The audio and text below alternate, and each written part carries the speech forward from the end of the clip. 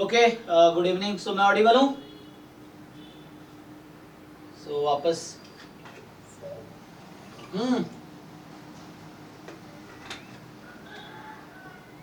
तो ये असाइनमेंट मैंने अभी लास्ट क्लास में हमने अभी पिछले कुछ क्लासेस में हमने अभी जैसे मैट्रिसेस किया, फिर डिटर्मिनेंट किया, फिर रैंक ऑफ द मैट्रिक्स। तो लास्ट क्लास में जस्ट हमने देखा था रैंक क्या होता है, रैंक से रिलेटेड कुछ प्रॉपर्टीज। और ये जो असाइनमेंट है यानी 3 टॉपिक पे, मैट्रिसेस, डिटर्मिनेंट और रैंक पे बेस्ड है। तो अगर आपने ट्राई किया है तो हम लोग फिर है ना कुछ डाउट डिस्कस कर लेते हैं, उसके बाद जो बाकी थ्योरी है तो हो सकता है आज ही इसकी लीनियर अलजेब्रा की थ्योरी खत्म हो जाए, या अगर रह जाता है तो नेक्स्ट क्लास में लीनियर अलजेब्रा कंप्लीट हो जाएगा। जो भी मैथ्स की नेक्स्ट क्लास होगी तो उसमें कंप्लीट हो जाएगा। ठीक है, तो जिन लोगों ने ट्राई किया है बताइए क्वेश्चन नंबर।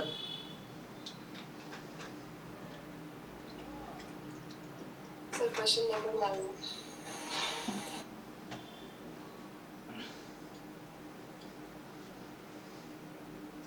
Question number 9। तो चलिए, सो 9 क्या कह रहा है कि 9th क्वेश्चन है, let A B 3x3 matrix entries from rational number. ठीक है ना, जिसके एलिमेंट्स रैशनल नंबर्स हैं, और कंसीडर द स्टेटमेंट, मतलब एक 3x3 की मैट्रिक्स है जिसके अंदर जो एलिमेंट होंगे वो रैशनल नंबर के एलिमेंट्स होंगे। तो पूछ क्या रहा है कि मैट्रिक्स ए नीलपोटेंट है तो ए क्यू 0 होगा। सो कौन सा ट्रू है? एक मिनट। हाँ हेलो जी, जी बताइए।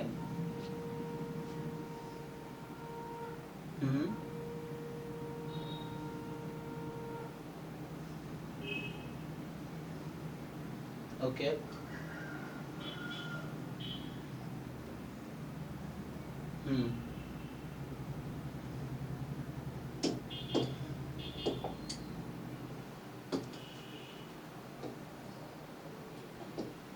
तो आपने ग्रेजुएशन स्टैट्स में किया हुआ है?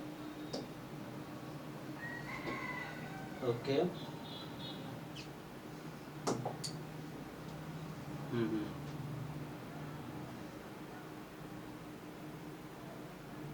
अच्छा डिसीजन है।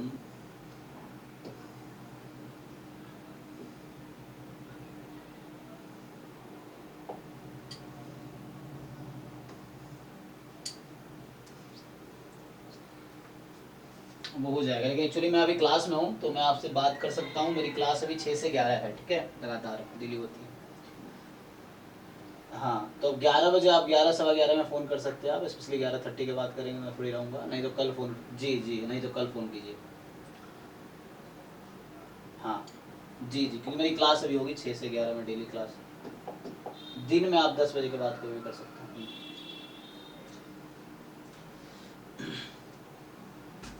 ओके, ट्राई करो। तो ये क्या बोलना चाह रहा है कि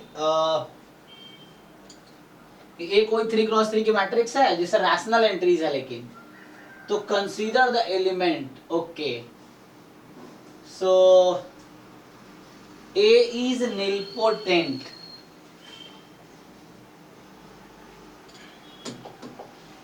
ठीक है, तो इसका डेफिनेशन क्या था कि like there exist m belongs to natural number such that a की पावर m 0 हो जाए, है ना। ये निलपोटेंट की डेफिनेशन है। अब आपसे पूछ रहा है कि, और दूसरा है a क्यूब 0 है। So which of the following is true? Okay, इसमें क्या दिक्कत है? सर नीलपोटेंट है तो ऐसे बता सकते हैं क्या, मतलब उसकी n पावर ही इज इक्वल टू 0 होगी, ऐसा कुछ है? नहीं, नीलपोटेंट का मतलब क्या था कि हाँ कोई भी एक पावर 0 हो जाए। हाँ, तो वही समझ नहीं आया कि मतलब एक क्यूब भी 0 कैसे हो सकते हैं, वो कैसे बता सकते नहीं, जैसे कोई भी 0 हो जाए, मतलब एक स्क्वायर भी 0 हो गया तब भी नीलपोटेंट है, एक क्यूब 0 हो गया तब भी नीलपोटेंट है। अच्छा, तो ये कह रहा है कि ए नीलपोटेंट है तो ए क्यूब 0 होगा, तो गारंटी नहीं है ना। जैसे कि अब यहां से क्या है कि अगर Q इंप्लाइज, ओके 1 मिनट, जैसे यहां पे क्या है, A cube is 0 matrix, then A is nilpotent. ठीक, ये ओके है। बट अगर ए नीलपोटेंट है तो क्या जरूरी है कि ए क्यू 0 होगा?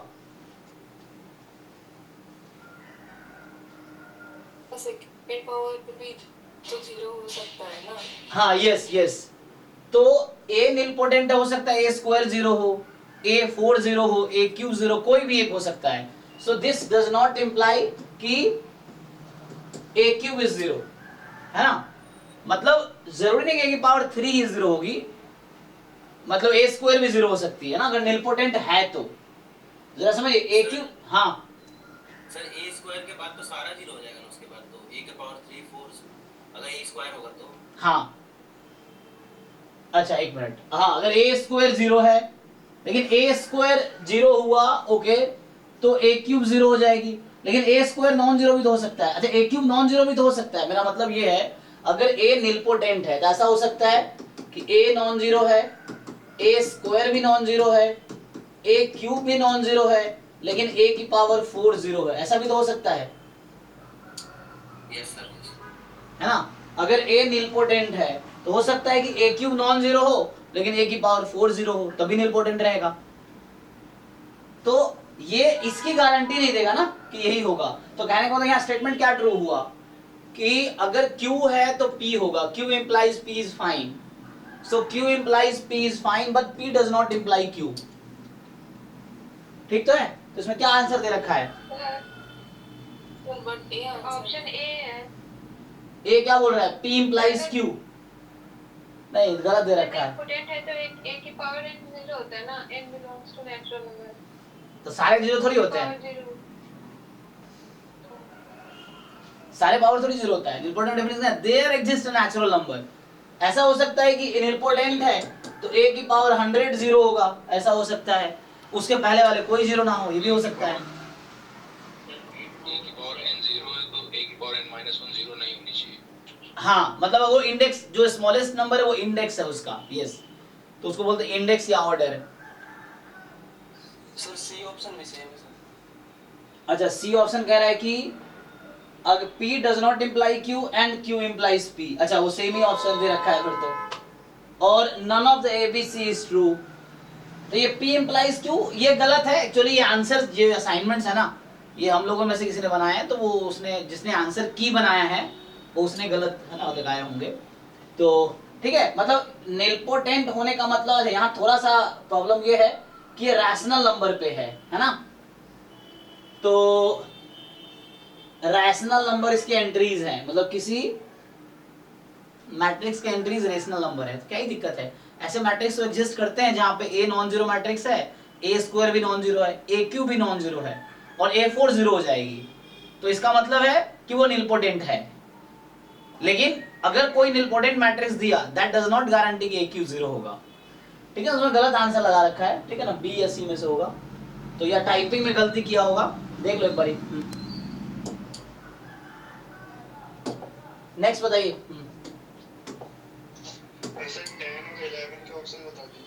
10 और 11, चलिए 10 कह रहा है कि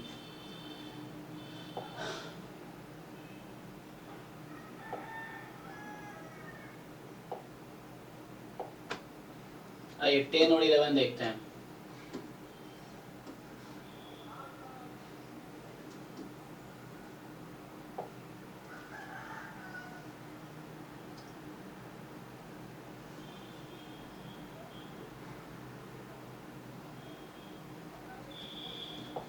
अभी क्या है कि लाइक ए कोई मैट्रिक्स है ए आई, और वो आपके पास है cos square theta I, and ये इस तरह दिख रहा है आपको ना, ए आई क्या है। अब पूछ क्या रहा है आपसे यहाँ पूछा जा रहा है कि अगर, और बता रखा है कि a1 इंटू a2 0 है तो क्या होगा। तो मुश्किल नहीं होना चाहिए, जस्ट a1 इंटू निकाल लो, क्या दिक्कत है। सर यहाँ पे theta 1 equal to theta 2 plus pi by 2 आ गया। अब अच्छा। इसमें ऑप्शन ए और ऑप्शन डी में से चूज करना है, ये बता दीजिए। अच्छा देखो ये कह रहा है अगर तुमने k को 2 रख दिया यहाँ पे तो क्या होगा, अगर यहाँ k को 2 रख दिया तो क्या होगा, थीटा 2 प्लस पाई हो जाएगा। तो एक्चुअली तुम्हें ये odd multiple of pi by 2 हमेशा होगा, है ना, वहां पे जो तुम्हारा कंडीशन आया है वो थीटा 1 माइनस थीटा 2 जो होता है odd multiple of pi by 2, मतलब क्या cos 0 आया है, ऐसा कुछ क्या कंडीशन आया होगा, cos θ1 माइनस θ2 इज 0, ऐसे कुछ रेस्ट्रिक्शन आया है। 90 डिग्री से कुछ आया। हाँ, तो cos समथिंग इज 0, तो ये एंगल जो होगा θ1 minus θ2 90 degree is one of the angle. There are infinitely many angles जहां पे ये 0 होगा, इनफाइनाइट एंगल्स हैं जहां पे ये 0 होगा। तो आपके पास ये हो सकता है कि 2n प्लस 1 या 2k plus 1 pi by 2 for all k belongs to integer. तो इन सारे एंगल पे ये 0 होगा। पाई बाई 2 का कोई भी ऑड मल्टीपल ले लो आप, है ना। तो ये जैसे पाई बाई 2 है आपका, यहाँ आ जाओ ये 3 पाई बाई 2 है, वापस जाओ यही 5 पाई बाई 2 है, वापस आओ यही 7 पाई बाई 2 है, और ऐसे ही घूमते रहो आप। तो सारे ऑड, ये वर्टिकल एंगल जो है odd multiple of pi by 2 है, तो इस पे हमेशा cos 0 आएगा, इस तरह केस आएंगे, इसलिए ए सही होगा। ठीक है, ओके, है ना। यहाँ इवन नंबर्स पुट करोगे ये समथिंग प्लस पाई आ जाएगा, तो वहां पे cos 0 नहीं होगा, इसलिए। चलो नेक्स्ट क्या है, एक मैट्रिक्स है, ये दे रखा है, डिटर्मिनेंट ए क्या होगा, तो निकाल लो, क्या दिक्कत है, कितना आया,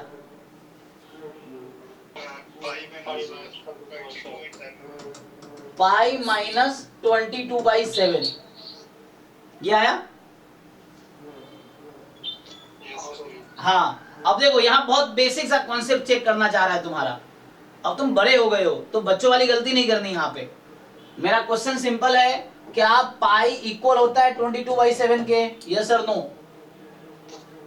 नो, बस, ठीक है ना। Pi is irrational number and 22/7 is a rational number. Equal नहीं होते वो, बचपन में तुम्हें, है ना, होते ना बच्चे होते हैं, हम कोई भी मतलब चाहते हैं कि लोग परेशानी में ना पड़ो तुम, तो ठीक है भाई मान लो दोनों इक्वल है, लेकिन अब बड़े हो गए तो मानना नहीं है, है ना, दोनों की वैल्यू अलग अलग है, तो वो इक्वल नहीं है। पाई इरेशनल नंबर है, 22/7 रैशनल नंबर है, तो वो इक्वल नहीं है, ठीक है।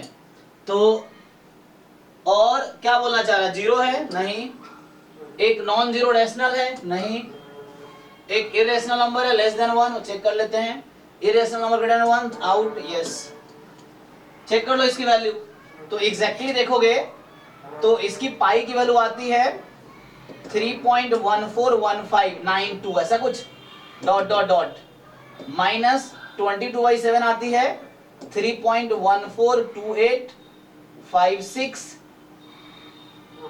नहीं, 1428 क्या है, अगला क्या है, 2014 का 42 आता है, क्या आता है आगे, 56 आएगा ना, एंड डॉट डॉट डॉट ऐसा कुछ आएगा। तो इसका डिफरेंस ले लो तो ये लेस देन 1 ही आएगा, है ना। तो ये सी सही है, किसी को डाउट है बताओ, मतलब ये लेस देन 1 नंबर है, जीरो तो नहीं है, पक्का ये जीरो नहीं है, और ये कोई लेस देन 1 नंबर आएगा, डिफरेंस इसका बहुत छोटा आएगा, so that is less than 1 obviously, तो सी है। तो यहाँ बस ये चेक करना चाह रहा है कि पाई और ये इक्वल नहीं होता है, इसका डिफरेंस जीरो नहीं होगा, ठीक है। जो छोटे बेसिक कॉन्सेप्ट जो एग्जाम में तुम गलत, ये सब बच्चों वाले कॉन्सेप्ट्स हैं जो तुम्हें चेक कर रहा है।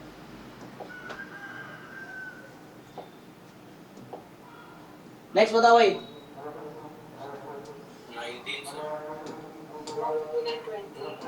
19 एंड 20, ओके। देखिए सो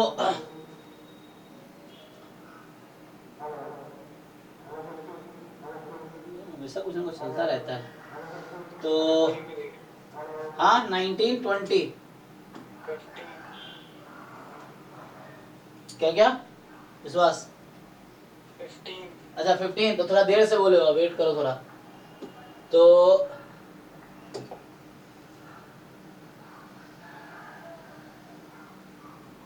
देखो भाई, तो ये 19 कह रहा है कि the skew symmetric part of the matrix. आपको याद है मैंने कहा था every matrix can be written as a sum of a symmetric and a skew symmetric matrix, याद है? क्या लिख सकते हैं? हाँ, half A plus A transpose plus half A minus A transpose, यही है ना। तो कौन सा वाला स्क्यू सिमेट्रिक पार्ट है? बी वाला, तो ये निकाल लो। So skew symmetric part of the matrix, तो तुम एक काम करो, इसको पार्ट ये है ना, So every matrix can be written as a sum of a symmetric and a skew symmetric matrix in a unique way. तो कोई दूसरा skew symmetric matrix नहीं मिलेगा. Unique, these both are unique matrix जिसका sum A होगा. So check कर लो, मान लो ये A है तुम्हारा, सपोज दिस इज A, तो फाइंड करो जरा half A minus A transpose, check करो क्या आता है, इनमें से आएगा कोई, ये आएगा। ठीक है, ये आएगा, ओके। चलो आगे, late A be the 2n cross n real matrices, consider the true statement. So n cross n की 2 real matrix है, I minus AB is invertible, then I minus BA is invertible. Actually ये result है, देखना पड़ेगा ना। So अगर I minus AB is invertible, then AB is invertible. So जरूरी नहीं है ना, ये तो ऐसे ही गलत दिख रहा है B वाला। अगर मैं A या B में से किसी एक को जीरो, हाँ नहीं समझ नहीं आ, जोर से बोलो। कैसे true है वो कैसे समझ में? ऑप्शन बी एग्जांपल लेके वो फॉल्स आ गया, लेकिन ऑप्शन ट्रू है, तो वो क्यों ट्रू कर रहे हैं वो समझ नहीं आ रहा। अच्छा, मतलब तो अब एग्जांपल से तो नहीं बोल सकते ना। A स्टेटमेंट ट्रू है, B स्टेटमेंट फॉल्स है, ये कह रहे हो ना आप? यस है। हाँ, तो फॉल्स एग्जांपल से दिखा सकते हैं, वैसे प्रूव करना पड़ेगा। हाँ देखो, तो सिंपल, अगर मैं A या B में से किसी एक को जीरो मैट्रिक्स मान लूं, है ना, so suppose A is a zero matrix, तो यहां से I minus zero, I identity matrix invertible है ऑब्वियसली, जिस भी मैट्रिक्स का डिटर्मिनेंट नॉन जीरो है वो इन्वर्टिबल है, तो invertible matrix is non singular, है ना, तो जिसका भी डिटर्मिनेंट नॉन जीरो है वो इन्वर्टिबल है, तो ये तो इन्वर्टिबल रहेगा, बट A इंटू इन्वर्टिबल तो जीरो मैट्रिक्स नहीं होगा, तो ठीक है, ये आउट हो गया एग्जांपल से। क्यों? किसी एग्जांपल से कि जस्ट A मैट्रिक्स को तुम जीरो मैट्रिक्स ले लो, तो उससे ये ऑप्शन डिस्कार्ड हो गया, मतलब B option is false. A कैसे ट्रू होगा? तो I minus A B invertible है, तो I माइनस बी ए भी इन्वर्टिबल होगा, तो इसके लिए अब प्रूफ देखना पड़ेगा, है ना, ओके।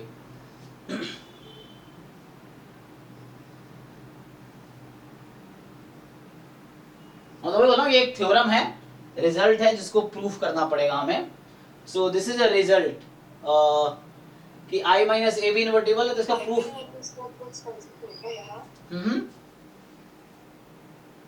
आइगन वैल्यूज का कुछ कांसेप्ट है। हाँ वो लगा सकते हैं, आइगन वैल्यू के हेल्प से वो हम देख सकते हैं, इसका प्रूफ उस तरीके से आ जाएगा कि लाइक कहने का मतलब ये है कि I माइनस ए बी का डिटर्मिनेंट अगर नॉन जीरो हुआ तो I माइनस बी ए का डिटर्मिनेंट भी नॉन जीरो होगा, और तो जैसे हम लोग ये जानते हैं कि ए बी और बी ए का ना, मतलब इसका प्रूफ है, ये स्टेटमेंट है स्टैंडर्ड, ये और भी बार बार आगे भी मिलेगा दोबारा, ये टिफल ऊपर में खूब पूछा गया है इस पे क्वेश्चंस। सो ये एक्चुअली रिजल्ट ही है सिंपल। सो एक थ्योरम है, तो तुम अभी ऐसे याद रख सकते हो एज अ थ्योरम कि ए बी कोई n क्रॉस n मैट्रिक्स है, इसका प्रूफ आइगन वैल्यू से आ जाएगा, इससे तो उसको यूज करना पड़ेगा। सो मतलब डिफरेंस ऑफ वेक्टर्स क्या होगा, जैसे इसके अगर वैसे आप चेक करो, ए बी मैट्रिक्स और बी ए मैट्रिक्स का ट्रेस इक्वल रहता है, राइट, ट्रेस इक्वल होता है, और डिटर्मिनेंट भी इक्वल होता है, A B and B A का डिटर्मिनेंट भी इक्वल होता है और ट्रेस भी इक्वल होता है ना, तो उसके हेल्प से हम लोग ट्राई कर सकते हैं फाइंड करने का, ठीक है ना। तो हाँ, फिर वो इनइक्वालिटी यू कैन लगा, तुम कोई इनइक्वालिटी लगा कर ट्राई कर सकते हो, जैसे क्या होता है a माइनस बी जो है, या जैसे एक तो ट्रायंगल इनइक्वालिटी है, तो ये मॉड जो है, या तो ये तो मॉड के लिए है, अब डिटर्मिनेंट की प्रॉपर्टी में लिखना पड़ेगा ना, सो इसको हमें डिटर्मिनेंट में फिट करना पड़ेगा, तो इस तरह से कुछ आ जाएगा, डिटर्मिनेंट और आइगन वैल्यू के हेल्प से प्रूफ आ जाएगा। तो बस अभी के लिए याद रखो कि लाइक ए कोई a and b are n cross n matrices, ठीक है ना, तो I माइनस ए बी का डिटर्मिनेंट अगर नॉन जीरो है, so if and only if I minus B A का डिटर्मिनेंट भी नॉन जीरो होगा। ये एक रिजल्ट है जिसको हम प्रूव कर सकते हैं कुछ ट्रिक्स लगा के, है ना।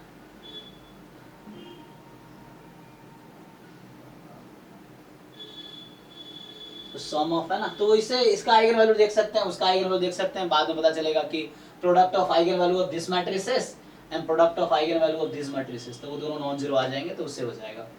तो आइगन वैल्यू आगे थ्योरी करते हैं तब देखते हैं, तो अभी के लिए रिजल्ट याद रखो, तो इससे हो जाएगा, ठीक है। और 20वां तो हो गया और 19वां भी हो गया, ठीक है। तो ये स्टेटमेंट अभी याद रखो एज अ थ्योरम। हाँ नेक्स्ट बताओ भाई 15 में क्या है?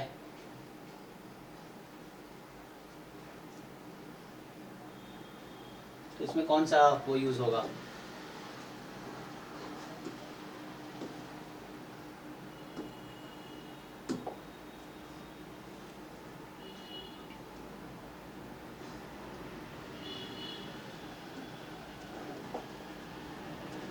देखो क्या कह रहा है ये। सो ये क्वेश्चन है कि let A B n cross n matrix, ठीक है। Consider the following statement, if rank of a equal to n, a का रैंक n है तो एडजॉइंट a का रैंक भी n होगा, ओके। सो a और एडजॉइंट a में क्या रिलेशन है? तुम याद रखो, रैंक की बात कर रहा है नहीं। एक तो रिलेशन ये था a into adjoint a is equal to adjoint a into a बराबर determinant of a times identity matrix, ठीक, ये रिलेशन है एक। तो अगर तुम इसका डिटर्मिनेंट निकालते हो, ये फॉर्मूला है ना जी, एडजॉइंट a के डिटर्मिनेंट का क्या फॉर्मूला है? डिटर्मिनेंट ऑफ एडजॉइंट a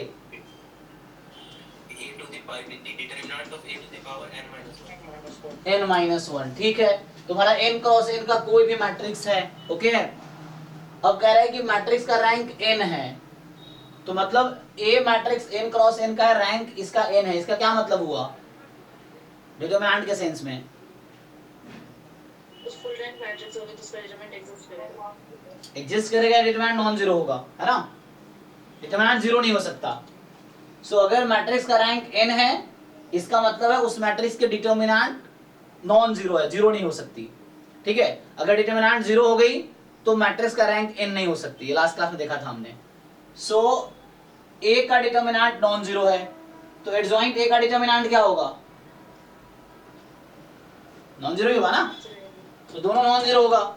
और एडजॉइंट a का डिटरमिनेंट अगर नॉन जीरो है तो एडजॉइंट a का रैंक कितना हो जाएगा? n। हाँ, अगर किसी मैट्रिक्स का फुल रैंक है वो, तो फुल रैंक है तो डिटरमिनेंट नॉन जीरो ही होगा। फुल रैंक मतलब n क्रॉस n की मैट्रिक्स है और n रैंक है उसकी, तो डिटरमिनेंट जीरो नहीं हो सकती। और अगर डिटरमिनेंट जीरो है तो रैंक n से कम होगी, रैंक अगर n से कम है तो determinant zero, if and only if result है ये। सो पहला स्टेटमेंट तो ट्रू है,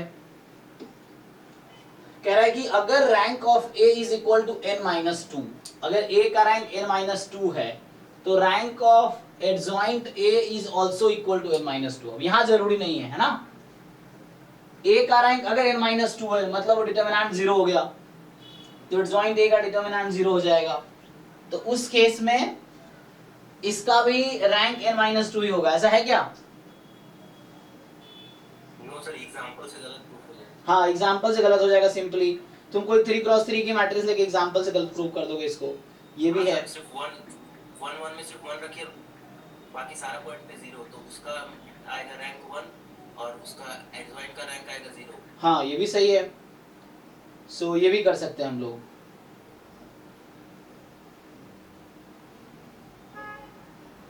ठीक है ना, एक एग्जांपल बना लो और ये गलत प्रूव हो जाएगा। एक 3 क्रॉस 3 का एग्जांपल बना लो, ए मैट्रिक्स लो जिसका रैंक 1 है और एडजॉइंट निकालो, एडजॉइंट वहां पे 0 मैट्रिक्स ही आ जाएगी आई थिंक, है ना।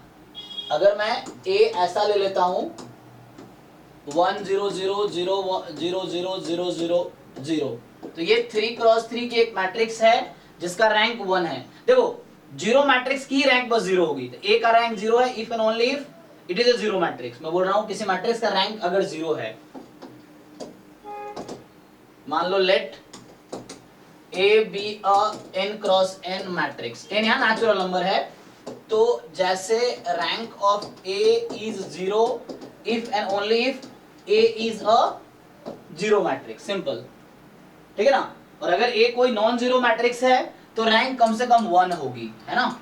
ये देखा हमने कि ए अगर नॉन जीरो मैट्रिक्स है तो रैंक उसकी 1 होगी। मान लो इसी में पहला पॉइंट, दूसरा पॉइंट, अगर रैंक ऑफ ए n है तो हमने ये कहा था कि determinant of a non zero होगी। तीसरा,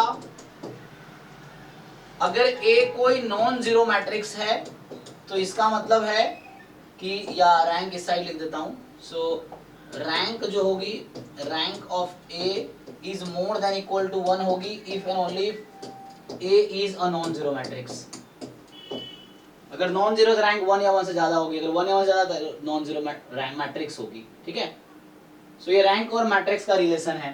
तो कहने का मेरा मतलब ये है कि इस क्वेश्चन में तुम अगर एडजॉइंट ए फाइंड करो तो जहां तक मुझे लगता है, वेरीफाई करो, तुम देखो जीरो मैट्रिक्स आएगी ये, हाँ है ना, चेक कर लो भाई, जीरो मैट्रिक्स आएगी, ठीक है ना। क्योंकि एडजॉइंट ए में करते क्या हो तुम, माइनर फाइंड करते हो, तो किसी भी एलिमेंट का माइनर निकालो सब जीरो ही आएगा, हर एलिमेंट का माइनर जीरो आएगा। डिटरमिनेंट लेते हो ना तुम उसको छोड़ के, तो हर इसमें माइनर निकालोगे जीरो वो आएगा। तो इस केस में ये जीरो मैट्रिक्स आ गया और जीरो मैट्रिक्स का रैंक जीरो है, तो ये 3 क्रॉस 3 का है, कह रहा है कि रैंक इसका भी 1 आना चाहिए था अगर सेम रैंक है तो इसका रैंक 1 है, इसका रैंक 1 आना चाहिए, इसके तो गलत है ये। सो this is a wrong statement, example से प्रूफ हो गया।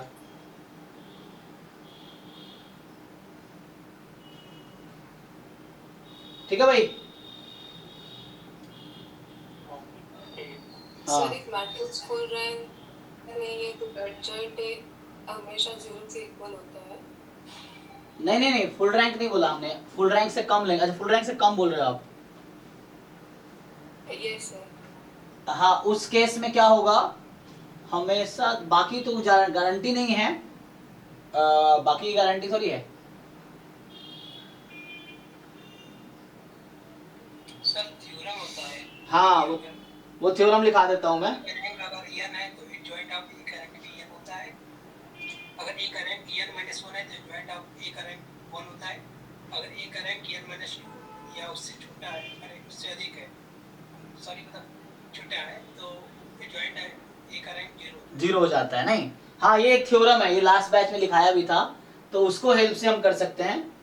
एक मिनट, तो मैं अगर लिखूं कि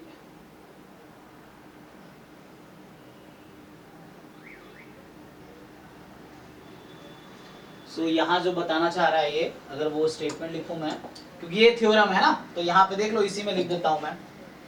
सो यहाँ पे जो रिजल्ट है, सो इससे कुछ एक्स्ट्रा रिजल्ट है ना जो कल नहीं लिखाया था, इसमें ये है कि मान लो इसी थ्योरम को मैं कंटिन्यू करता हूं कि let A B n cross n matrix, ठीक है ना। तो ऐसा होगा कि पहला स्टेटमेंट है if rank of A is n, मतलब फुल रैंक है, अभी हमने देखा कि फुल रैंक है तो डिटर्मिनेंट ए का नॉन जीरो है, तो एडजॉइंट ए का डिटर्मिनेंट भी नॉन जीरो होगा। सो इस केस में रैंक ऑफ एडजॉइंट ए ये आपका आएगा n, ओके। दूसरा, अगर रैंक जो है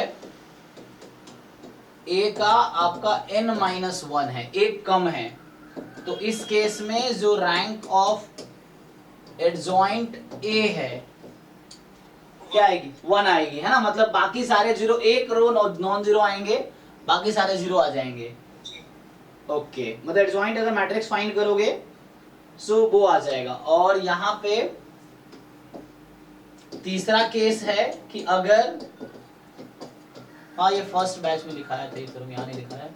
सो इसका less than equal to n minus 2 है, मान लो less than equal to n minus 2 है, तो उस केस में रैंक ऑफ एडजॉइंट ए जो होगी दैट विल बी 0, क्योंकि वो जीरो मैट्रिक्स बन जाएगा, तुम्हारा एडजॉइंट है वो जीरो मैट्रिक्स आ जाएगा।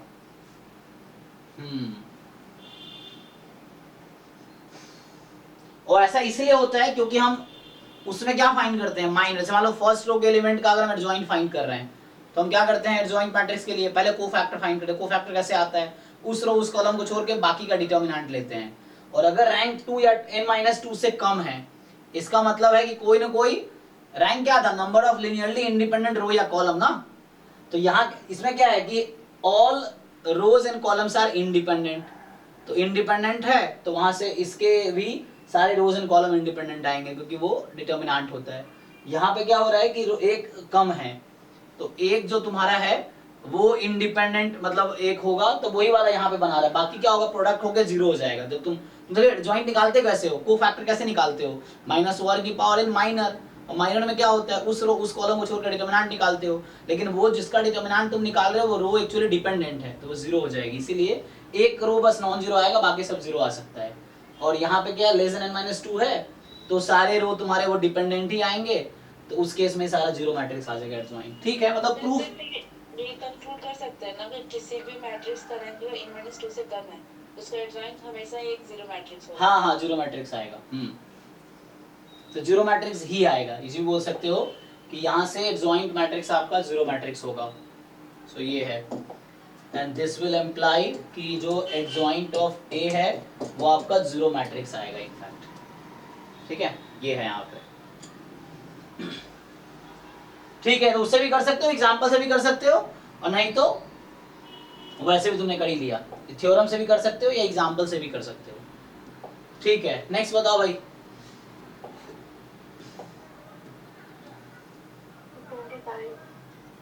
25 ओके। द मिनिमल पॉलिनोमियल, ये मिनिमल पॉलिनोमियल जैम के सिलेबस में नाम दिया नहीं है ना, तो इसलिए मैंने लिखा है भी नहीं, अभी आगे लिखाना है एक्चुअली। अच्छा, characteristic polynomial, minimal polynomial, annihilating polynomial, ये सब मैं अभी थ्योरी कराना ही है ना, क्योंकि हमने ये आइगन वैल्यू आइगन वेक्टर वाला पार्ट अभी किया नहीं है, तो उसमें देखेंगे। बाकी फिर भी मिनिमम पॉलिनोमियल में क्या होता है कि लीस्ट डिग्री पॉलिनोमियल जो फैक्टर होगा कैरेक्टरिस्टिक पॉलिनोमियल का, जिसको ये मैट्रिक्स सेटिस्फाई करती हो। सिंपल, एक मैट्रिक्स पुट करो जिस पॉलिनोमियल के रूट होगा ये, वो उसका मिनिमल पॉलिनोमियल है, उसकी डिग्री लिस्ट होनी चाहिए, और वो एक फैक्टर होना चाहिए कैरेक्टरिस्टिक पॉलिनोमियल का। ये चीज है। तो यहाँ पे पढ़ाया नहीं तो उसको आगे देखते हैं, ठीक है ना। तो कैरेक्टरिस्टिक पॉलिनोमियल निकालना आता होगा तुम लोगों को, इससे देख सकते हो तुम, या इससे स्टैंडर्ड मैट्रिक्स एक्चुअली ये 2x2 का ब्लॉक बना सकते हो ना। ये 2 का ब्लॉक है, ये क्या है, डायगोनल वाले 0 हैं, डायगोनल के नीचे 1 है, ऊपर 1 है, जॉर्डन कैनोनिकल फॉर्म, उससे तुम इजीली देख पाओगे। तो यहाँ से उससे कर सकते हो ऐसे, बट पढ़ाया नहीं है, फिर भी फाइंड करके देख लो। इस तरह क्वेश्चन एग्जाम में आ जाते हैं ऐसे, तो क्यों पता होना चाहिए। तो अभी ये पढ़ाया नहीं मैंने ना, ये दोबारा आएगा आगे, तो उसको सॉल्व करके देखना। अभी नेक्स्ट बताओ आगे, तो ये पढ़ाता हूँ उसके बाद। तो पीछे कैसे आ जाते हो भाई? 21, ये क्या अभी देख देख के पूछ रहे हो? ऐसा है, सॉल्व करके नहीं आए हो कि देख लिया अच्छा पूछ लेते हैं, ऐसे मत करो। अगर कोई सॉल्व करके नहीं आओ तो मत अटेंड करो, क्लास छोड़ के चले जाओ, क्योंकि कुछ सीखने को मिलेगा नहीं तुम्हें, बस वो ऐसे है। ट्राई करके आओ, जब भी कोई डिस्कशन क्लास हो रहा है ट्राई करके आओ, तब सीखने को मिलेगा। वरना ऐसी कहानी सुनते रहोगे, वो कुछ बहुत ज़्यादा फायदा होना नहीं है। थोड़ी बहुत फायदा होगा, लेकिन ज़्यादा फायदा उनका होगा जो ट्राई करके आए हैं। ये चीज़ है, ठीक है। क्या रैंक ऑफ द मैट्रिक्स में क्या दिक्कत है? 21 में किसको दिक्कत है, क्या दिक्कत है?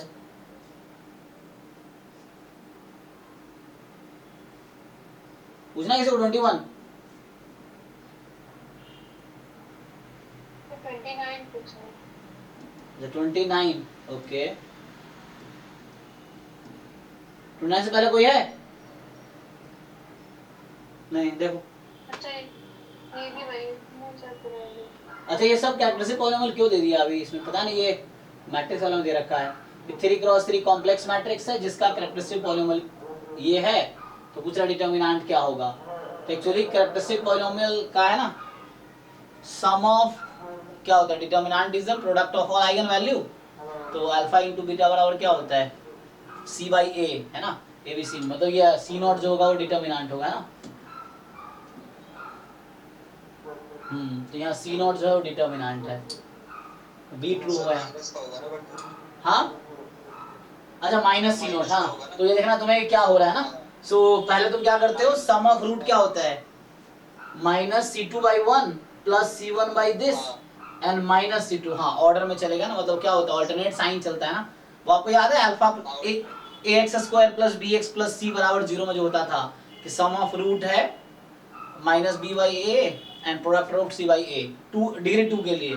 डिग्री 3 के लिए करेंगे तो वहाँ क्या होता था कि सम ऑफ रूट्स जो होते थे माइनस जो भी आप माइनस मान लो b बाई ए बोल दो, फिर आगे sum of roots as a product, मतलब दो टर्म का प्रोडक्ट कर लो फिर उसका सम करो, तो वो आता था c बाई ए, फिर प्रोडक्ट ऑफ ऑल आएगा alpha beta gamma D Y. मैं क्यूबिक पॉलिनोमियल के रूट्स की बात कर रहा हूँ, तो उस केस में क्या होता है माइनस डी बाई ए। हाँ तो यहाँ पे माइनस हो जाएगा बिकॉज ये लास्ट टर्म है ना, तो यहाँ से माइनस प्लस माइनस तो माइनस सी नॉट, मतलब ये डी ऑप्शन आएगा ना, ठीक है।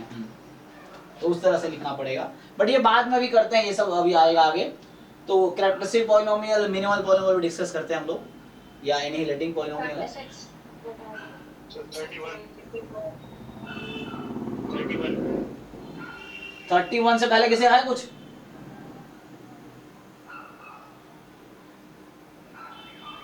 ठीक है देखो 31 है A B are two matrices then, so A B कोई टू मैट्रिसेस है तो रैंक ऑफ ए बी बराबर rank of B transpose A. हमने ये पढ़ा था कि ए का रैंक और ए ट्रांसपोज का रैंक सेम होता है, राइट? तो ए इंटू बी का ट्रांसपोज का फॉर्मूला क्या होता है?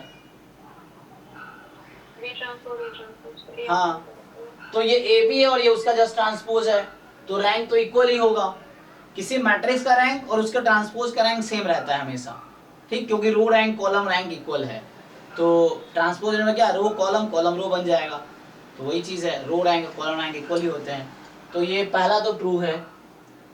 बोल रहा है रैंक ऑफ ए बी बराबर rank of A transpose B transpose, ये जरूरी नहीं है, ठीक है ना, क्योंकि इसका ट्रांसपोज ये नहीं है, तो ये जरूरी नहीं है ऐसा होगा।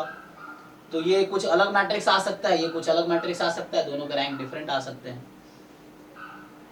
Rank A B not equal to rank A B whole transpose, तो ये गलत स्टेटमेंट अगेन है, क्योंकि ए बी होल ट्रांसपोज ही है, बी ट्रांसपोज ए ट्रांसपोज, तो ए ऑप्शन ट्रू है, इसीलिए तो कह रहा है कि इक्वल नहीं होगा, मतलब ये गलत कह रहा है, नॉन ऑफ दिस, तो ए ऑप्शन ट्रू है, ठीक है, देख लो। और सिंपल रीजन है, किसी मैट्रिक्स का रैंक और उसका ट्रांसपोज का रैंक इक्वल होगा, इसीलिए। आगे नेक्स्ट बताओ।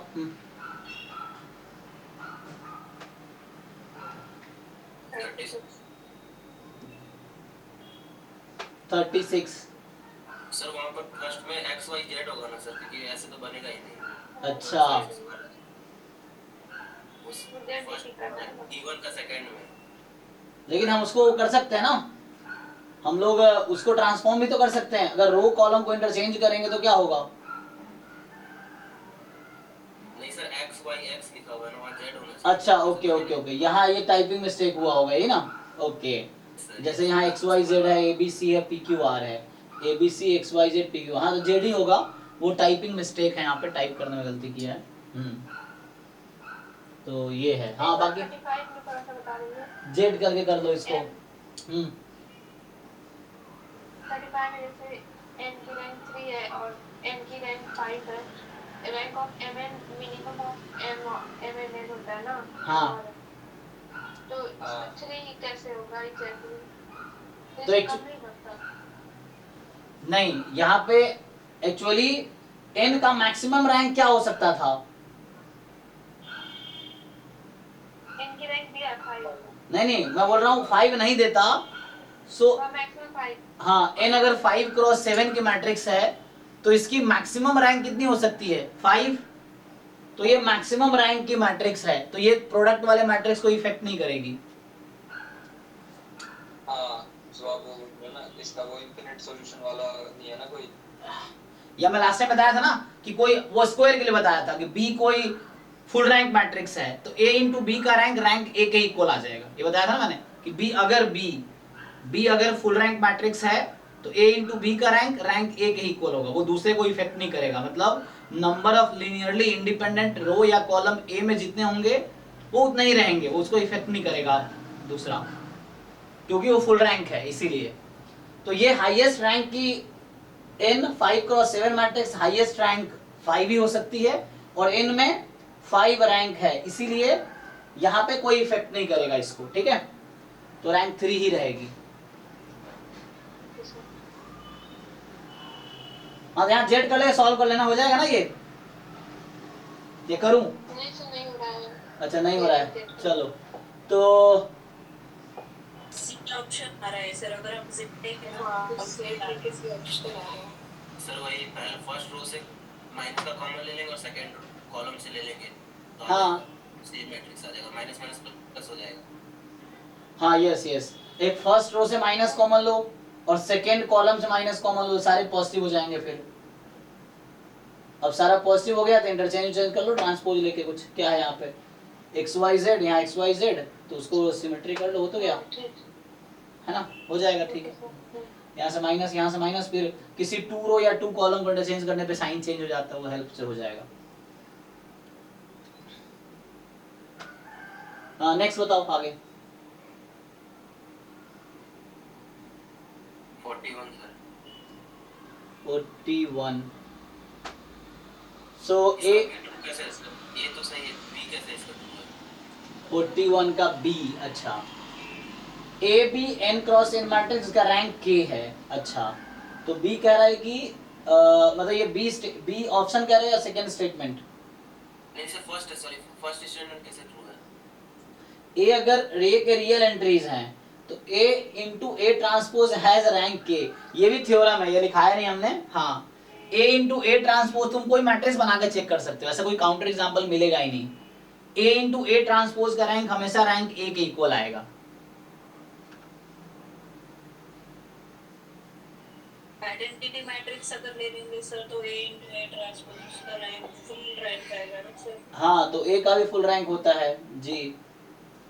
तो ये भी एज ए थ्योरम लिख लो।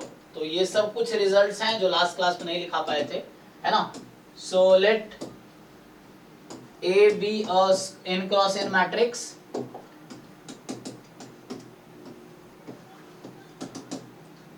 then rank of A transpose A या rank of A ट्रांसपोज या rank of A, ये तीनों इक्वल होगा। तुम कोई भी मैट्रिक्स लेके चेक कर लो, क्योंकि प्रोडक्ट में क्या होता है, अच्छा प्रोडक्ट में हम क्या पढ़ते हैं, rank of A into B is less than equal to minimum of rank A rank B।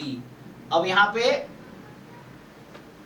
Minimum rank क्या है, ए और ए ट्रांसपोज, मतलब अगर तुम याद करो रिकॉल, तो हम लोग कल ये लिख रहे थे rank of A into B is less than equal to minimum of rank A rank B. तो ये वर्ड में लिख लो, नोटेशन लिख रहा हूं मैं, चलो अभी रैंक इसी टर्म में लिख लो। सो रैंक यार रो जो नोटेशन वो रैंक के लिए यूज कर रहा हूं। सो ये था ना, अब यहाँ दोनों का रैंक सेम ही है, अगर तुम A इंटू ए ट्रांसपोज करोगे तो रैंक A रैंक B, ठीक है ना। तो रैंक A ट्रांसपोज दोनों का रैंक तो इक्वल ही है, तो इनफैक्ट इक्वल ही आ जाएगा। ये चीज है प्रोडक्ट का। उसका लॉजिक ये है सिंपल कि अगर इसके पास n मान लो k number of linearly independent row and column है, तो प्रोडक्ट करने पे भी उतने ही लिनियरली इंडिपेंडेंट रो कॉलम होगा। सो A ट्रांसपोज का हमेशा किसी भी स्क्वायर मैट्रिक्स के लिए रैंक A के इक्वल है। आप जस्ट जस्टिफाई करने के लिए अपने मर्जी से कोई भी 2x2, 3x3, 4x4 का मर्जी मैट्रिक्स बना के आप इसको वेरीफाई करके देखो, आप फिर आपको समझ आएगा हाँ ये सही है।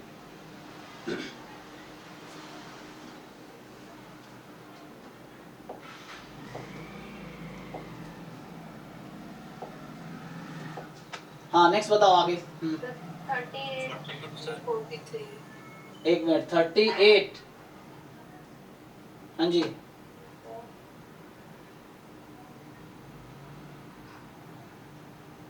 क्या डाउट है इसमें?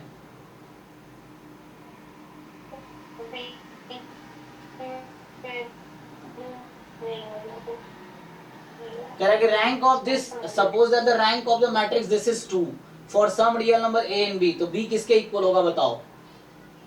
तो आप डेफिनेशन यूज करो, आप क्या ट्राई करके नहीं है, अभी जस्ट देख के आप पूछ रहे हो कि इसमें क्या है।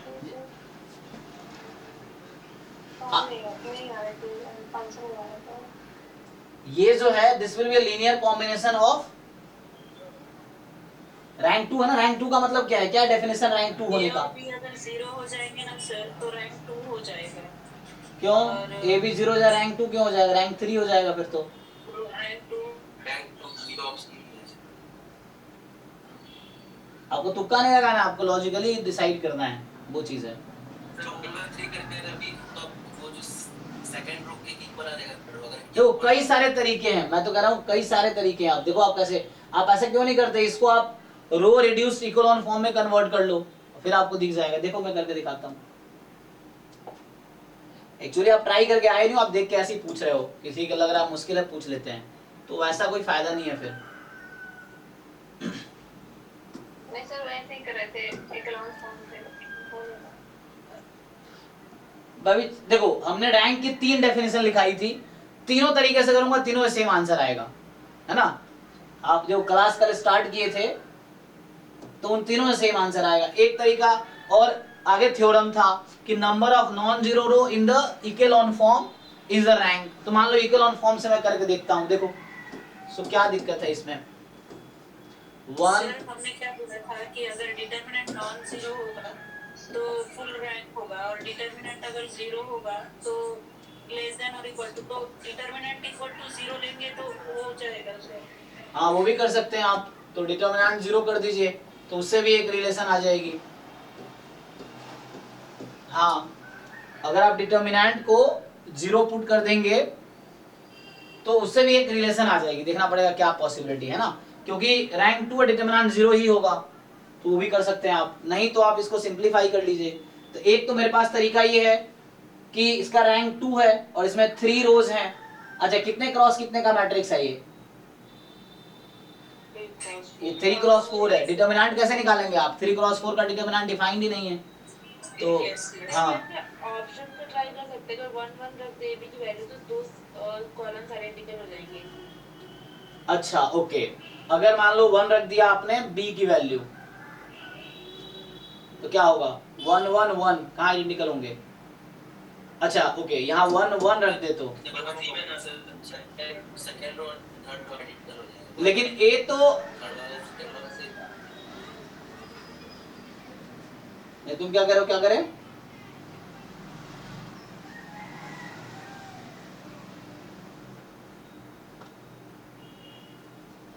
देखो एक काम करते हैं, पहले इसको हम थोड़ा सा इकोलॉन फॉर्म में कन्वर्ट करके दिखाते हैं, वो एक अप्रोच यूज करते हैं, वरना दूसरा अप्रोच है।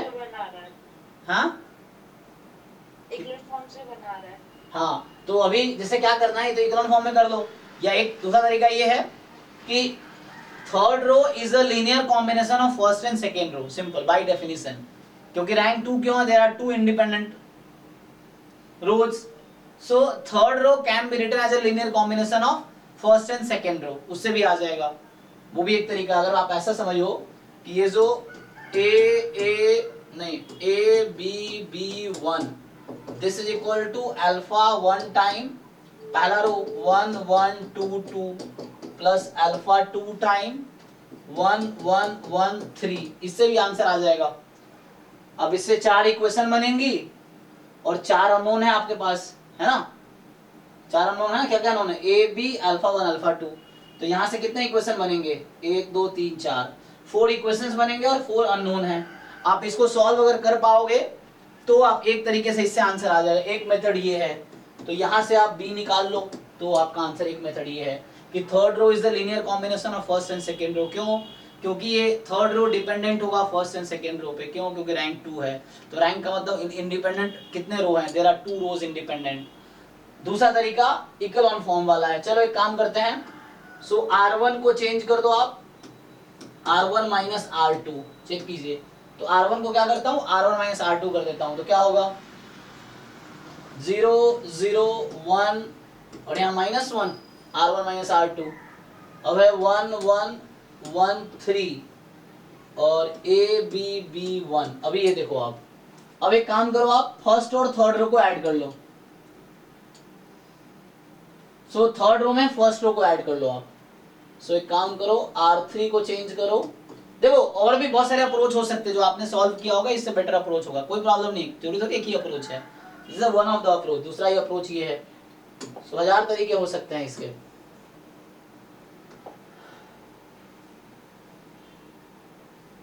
तो यहां से क्या होगा, अगर मैं R3 को चेंज करता हूं, R3 प्लस R1 तो क्या बनेगी।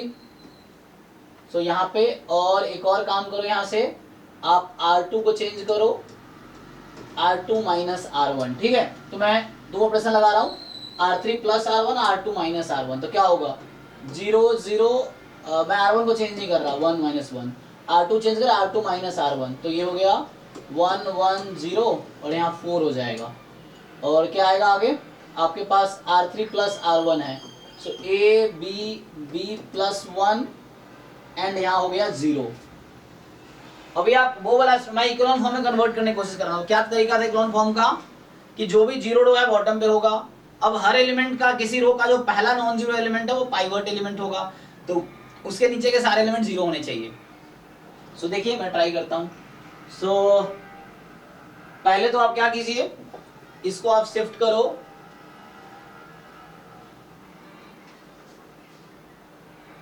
तो कैसे लिखूं मैं, ऐसा करता हूं कि इंटरचेंज कर लो, उसको बॉटम पे ले आओ आप।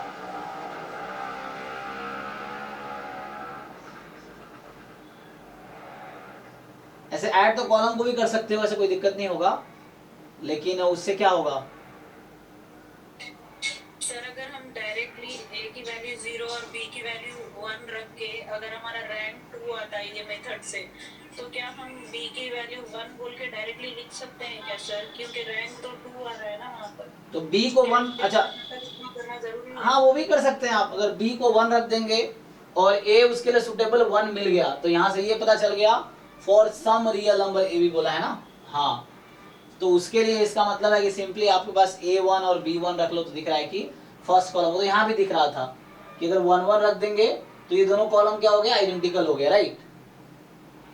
सो वैसे भी ठीक है, और हम कॉलम ऑपरेशन भी लगा सकते हैं यहाँ पे, आप चाहो तो उसको 0 बना सकते हो, किसको आप सेकेंड रॉन्ग में वो कर दो आप।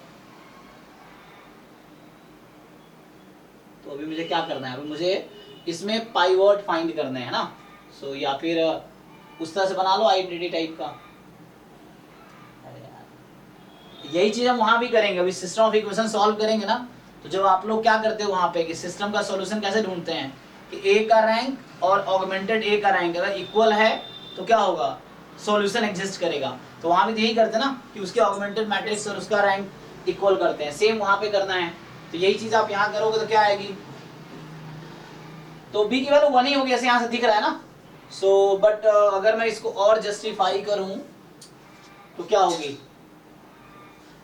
तो एक काम करो आप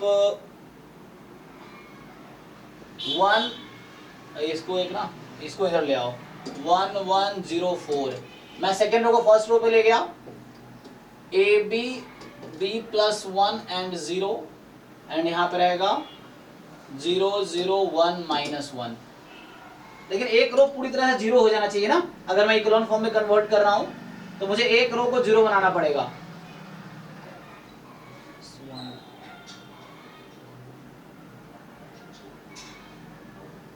तो किस रो को हम 0 बना सकते हैं यहां से,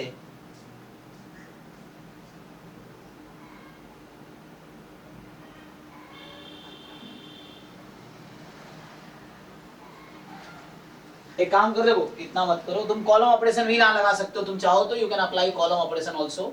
सो अगर कॉलम ऑपरेशन लगाऊंगा तो क्या होगा, अगर मैं ऐसा करूं कि इसमें इसको या इसमें इसको ऐड कर दूं तो यहाँ पे क्या आएगा, अरे यार इतना क्यों कर रहे हो ना। वैसे नहीं होता है।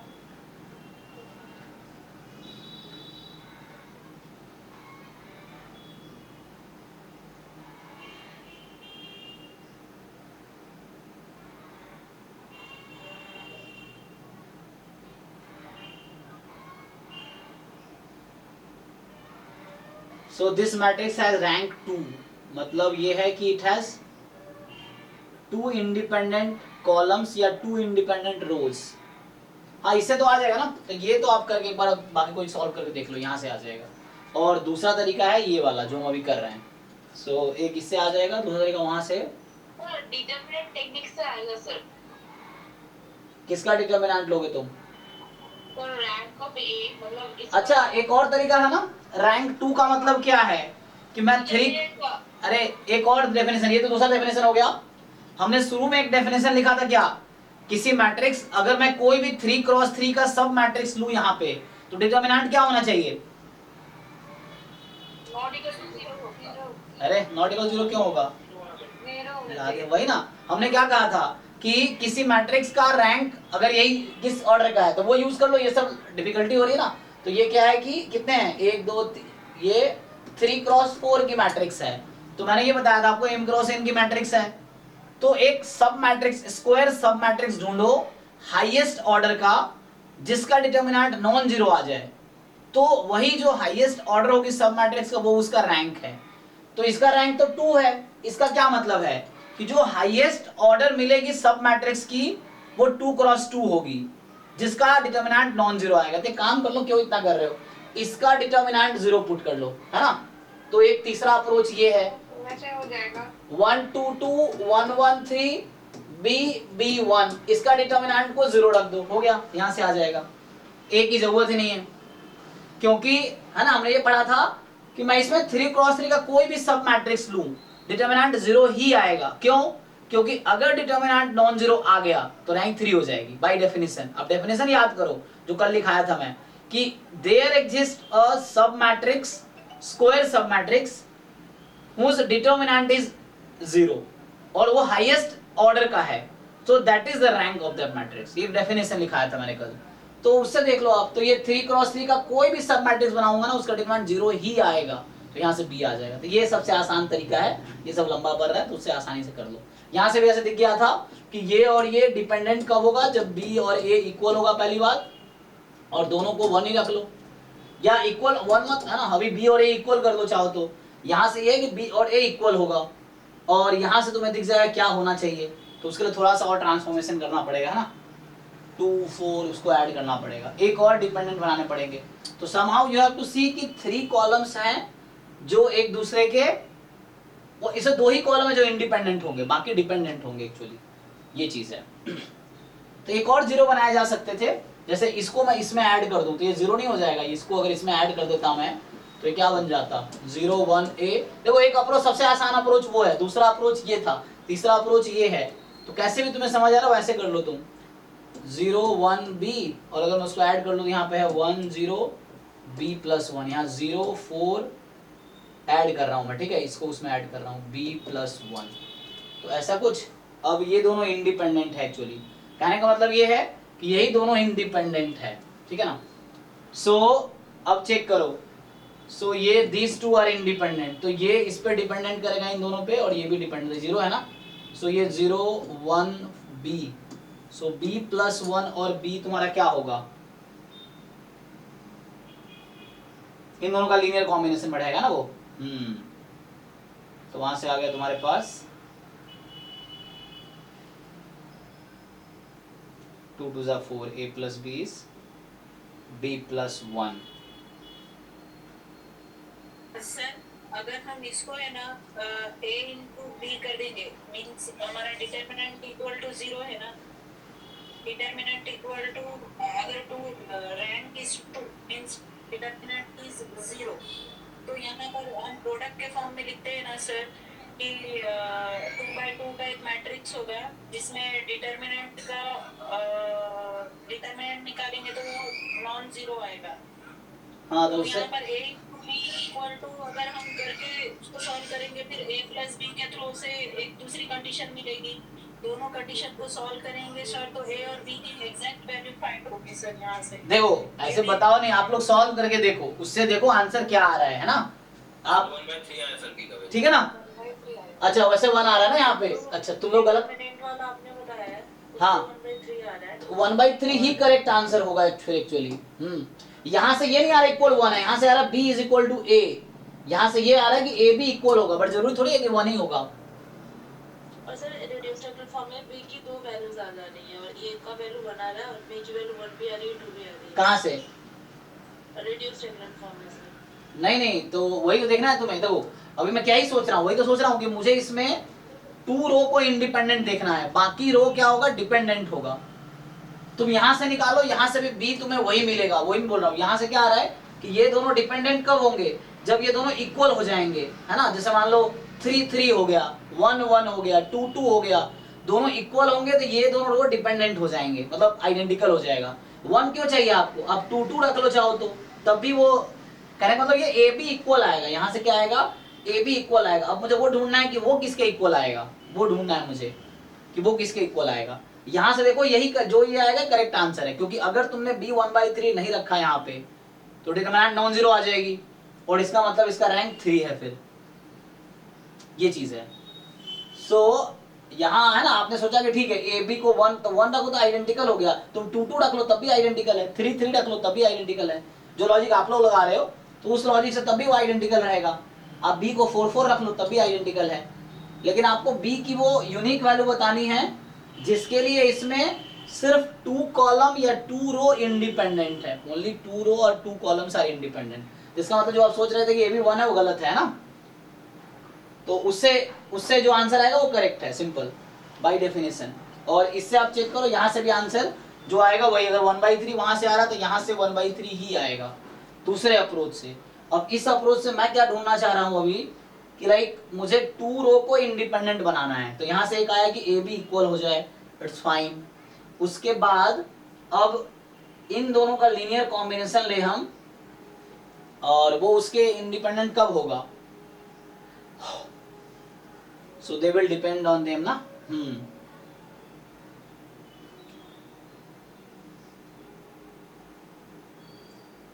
तो इसका मतलब है कि लाइक इन दोनों के लीनियर कॉम्बिनेशन में इसको लिख सकते हो आप, देख लो उन दोनों के लीनियर कॉम्बिनेशन में लिख के, ये चीज है 4, हाँ तो वैसे निकलेगा वैल्यू। तो ये सब थोड़े लेंथी वे में जा रहा है, टाइम ज्यादा लगेगा इसमें, तो बेटर है उस तरीके से सॉल्व कर लो। कि हमने ये कहा कि कोई 3x4 मैट्रिक्स है तो हाईएस्ट ऑर्डर का सब मैट्रिक्स, हाईएस्ट ऑर्डर का स्क्वायर सब मैट्रिक्स जिसका डिटर्मिनेंट नॉन जीरो आ जाए, दैट इज द ऑर्डर। मतलब मुझे बता रखा है कि rank, sorry that is the rank, rank 2 है तो मतलब ये बता रखा है कि लाइक कि इसमें हाईएस्ट ऑर्डर की जो सब मैट्रिक्स होगी वो 2x2 की होगी जिसका डिटर्मिनेंट नॉन जीरो आएगा। अब 2x2 का कोई लेके देखो, एक ना एक ऐसा मिल जाएगा जिसका डिटर्मिनेंट नॉन जीरो आएगा, और 3x3 के हर सब मैट्रिक्स का डिटर्मिनेंट जीरो ही आना चाहिए ताकि रैंक 2 हो। ठीक है, तो this is the easiest technique. ये सब थोड़ी लेंथी टेक्निक है, तो यहाँ भी और टाइम लगेगा डिसाइड करने में। मुझे दिखाना पड़ेगा कि which 2 columns are linearly independent। जो अल्फा वाला लिखा है अपना मेथड, उसमें 2 इक्वेशन बनेंगी। हाँ, alpha 1 plus alpha 2 is equal to B, and 2 alpha 1 plus beta alpha 2 is equal to B. एक बनेगा, रुको, alpha 1 plus alpha 2 is A, एक बनेगा alpha 1 plus alpha 2 is B, एक यहाँ से देखो, यहाँ से वही कंक्लूजन आ रहा जो यहाँ से आया था। और आएगा आपके पास यहाँ से क्या आया, इसको 2 alpha 1 plus alpha 2 is equal to B, और यहाँ से आएगा 2 alpha 1 plus 3 alpha 2 is equal to 1। Check कीजिए, सेकंड और थर्ड इक्वेशन, हाँ कोई दिक्कत नहीं है, इसको इक्वेट कर दो, देखो क्या नंबर आता है। आपको चारों नंबर निकालो ना, ये 4 इक्वेशन है, मुझे बताओ अल्फा 1 क्या है, अल्फा 2 क्या है, ए क्या है, बी क्या है, सॉल्व करो इसको।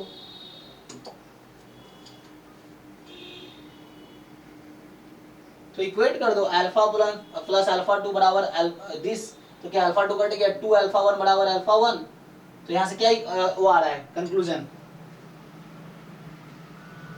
इक्वल कब आएगी ये, जब 0 होगा, तो यहाँ से अल्फा 1 0 आ गया, मतलब ये सर अल्फा 0 आ रही है, अल्फा 2 1 है ना। इन दोनों को आप इक्वेट करोगे, this is equal to this, तो सिंपलीफाई करके देखो क्या आएगी, अल्फा 1 0 आएगी वहां से,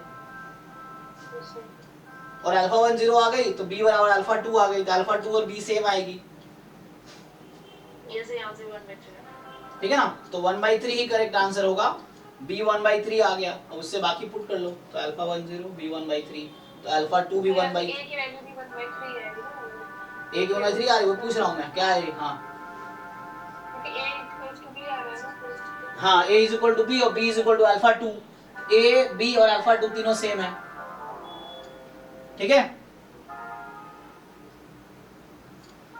सो फाइनली ये हुआ, तो ये एक तरीका था कि रैंक इसका 2 है, क्यों 2 है, because third row is the linear combination of first and second row. एक तो ये हो गया, एंड क्या चलता रहता है यहाँ पता नहीं। सो और दूसरा अप्रोच ये है कि डिटरमिनेंट वाला, इससे भी कर सकते हैं, थोड़ा और आगे काम करना पड़ेगा। तो इसको तुम देखो, पता क्या है, एक और थ्योरम लिखा देता हूं मैं। जैसे एग्जांपल के लिए अगर कोई मैट्रिक्स A है, for example n cross n का, so if A is n cross n matrix,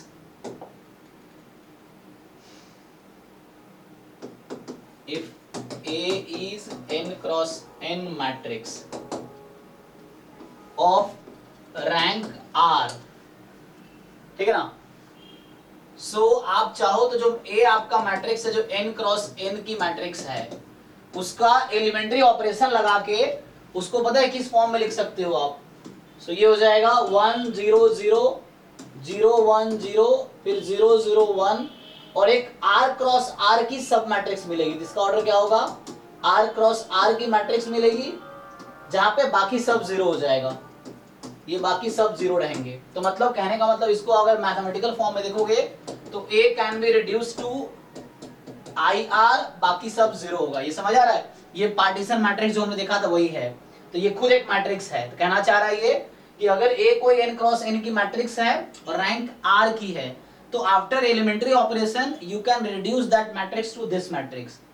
इसको आसान भाषा में अगर समझाऊं मैं, तो जैसे कोई 3 क्रॉस 3 की मैट्रिक्स है, मान लो 1 2 3 4 5 6 7 8 9 1 2 3 4 5 7 8 9, हमने देखा था इसका रैंक 2 है।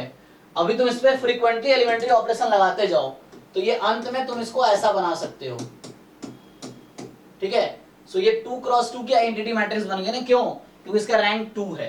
तो मुझे आगे भी उस तरह करना पड़ेगा। तो you can reduce this to this form, ठीक है ना। सो रो रिड्यूस्ड इकोलॉन फॉर्म का ही थोड़ा आगे जाना पड़ेगा इसमें, है ना। एक तो जस्ट रो इकोलॉन फॉर्म था, एक रो रिड्यूस्ड इकोलॉन फॉर्म था। तो रो रिड्यूस्ड इकोलॉन फॉर्म में ये है कि जो भी पाइवट एलिमेंट है, so number of pivot element is the rank of the matrix. तो सेम स्टोरी यहाँ पे करनी पड़ेगी। तो जो आपके पास एक क्वेश्चन है, अभी आपके पास क्या क्वेश्चन है 3 क्रॉस 4 का, so you apply that elementary operation, और आप उसने क्या बोला गया है कि 3 क्रॉस 4 की है ना, सो 3 क्रॉस 4 की है, तो उसमें ये बोला गया रैंक 2 है, तो you can reduce that to, आप चाहो तो इसको ऐसा लिख सकते हो आप, है ना, 1 0 0 1, बाकी सब जीरो हो जाएगा। 3 क्रॉस 4 की है ना ये, 3 को 4, हाँ, तो बाकी सब जीरो हो जाएगा। सो आप इसको रिड्यूस करके ऐसा बना सकते हो, देख लो, तब इजीली आपको दिख जाएगा। तो ऐसा बनाने की कोशिश करो, फिर आपको देखो एट द एंड इस फॉर्म में ले आओ, बाकी एक एलिमेंट 1 रखो, बाकी सब जीरो बना दो, 1 रखो, बाकी सब जीरो बना दो। तो ऐसा बना के देख लो। ऐसा अगर बना पाओगे तो आपको b की वैल्यू आ जाएगी, बट टाइम लगेगा उसमें, है ना, तो वो थोड़ा लेंदी वे हो गया इसमें। तो वही यहाँ पे कोशिश करने की मैं भी कोशिश कर रहा हूँ कि लाइक समहाउ आप इसको ब्रेक करो, ठीक है ना। तो 2 मेथड है, काफी है। So this is a fine way, ये फाइन वे, ये फाइन वे, बाकी ये भी करके तुम देख लो, आगे प्रोसीड करना पड़ेगा तुम्हें। बट ये ना, शुरू में लोग 1/3 बता रहे थे, तो मुझे भी लगा था शुरू में 1 बता रहे तुम लोग, तो मुझे लगा 1 सही होगा आंसर, है ना। बट आंसर की में क्या है, 1/3 है, चेक कर लो, ये है। सो इस तरीके से और इस तरीके से 1/3 आएगा। ओके, डेफिनेशन लगाओ ठीक से, कॉन्सेप्ट क्लियर।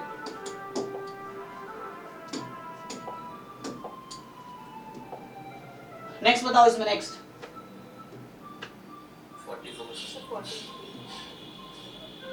43 एंड 44। तो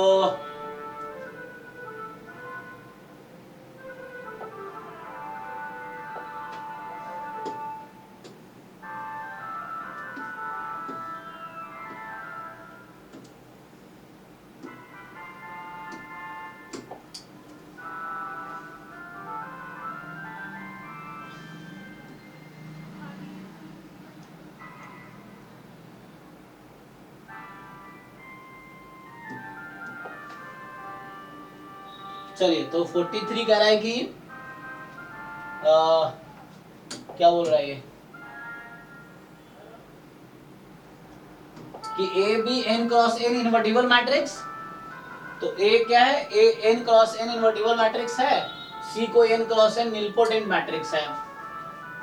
अच्छा, और x जो लिखा हुआ है वो x11 x12 x21 x22 2n cross 2n की मैट्रिक्स। देखो यही पार्टीशन मैट्रिक्स है ये, कि इसके मैट्रिक्स के अंदर जो एलिमेंट्स हैं वो भी मैट्रिक्सेस हैं। तो यहाँ पे 2n क्रॉस 2n मैट्रिक्स है ये, जहाँ पे ईच n क्रॉस n है, तो ये भी n cross n, n cross n, n cross n, n cross n। So each x matrix जो यहाँ पे है वो n क्रॉस n की मैट्रिक्स है। तो पार्टीशन हुआ, मतलब x मैट्रिक्स का पार्टीशन हुआ 4 मैट्रिक्सेस में। अब क्या बोल रहा है कि that communicates with 2 cross 2 matrix B। अच्छा, तो x जो है 2n क्रॉस 2n मैट्रिक्स है जो कम्युनिकेट कर रही है matrix 2n cross 2n matrix B से। तो इसका क्या मतलब है कि A किस ऑर्डर का मैट्रिक्स होगा? What about the order of, अच्छा ऑर्डर बता रखा ना, A n क्रॉस n है और C भी n क्रॉस n है। A इन्वर्टिबल है तो A का डिटर्मिनेंट नॉन जीरो है और C निलपोटेंट है तो C की पावर कोई m जीरो हो जाएगी। तो आपसे पूछ क्या रहा है ये? सो क्या होना चाहिए? x12 x22 नेचुरली जीरो होगा, x11 x22 नेचुरली जीरो होगा, x12 x21 जीरो होगा एंड x11 x21 जीरो होगा।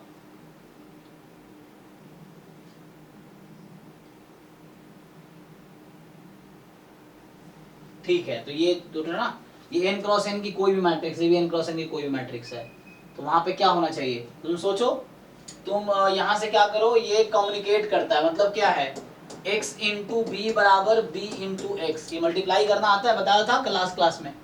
मल्टीप्लाई करो इन दोनों मैट्रिक्स को, इसको और इसको मल्टीप्लाई करो, क्या क्या रिलेशन आ रही है चेक करो।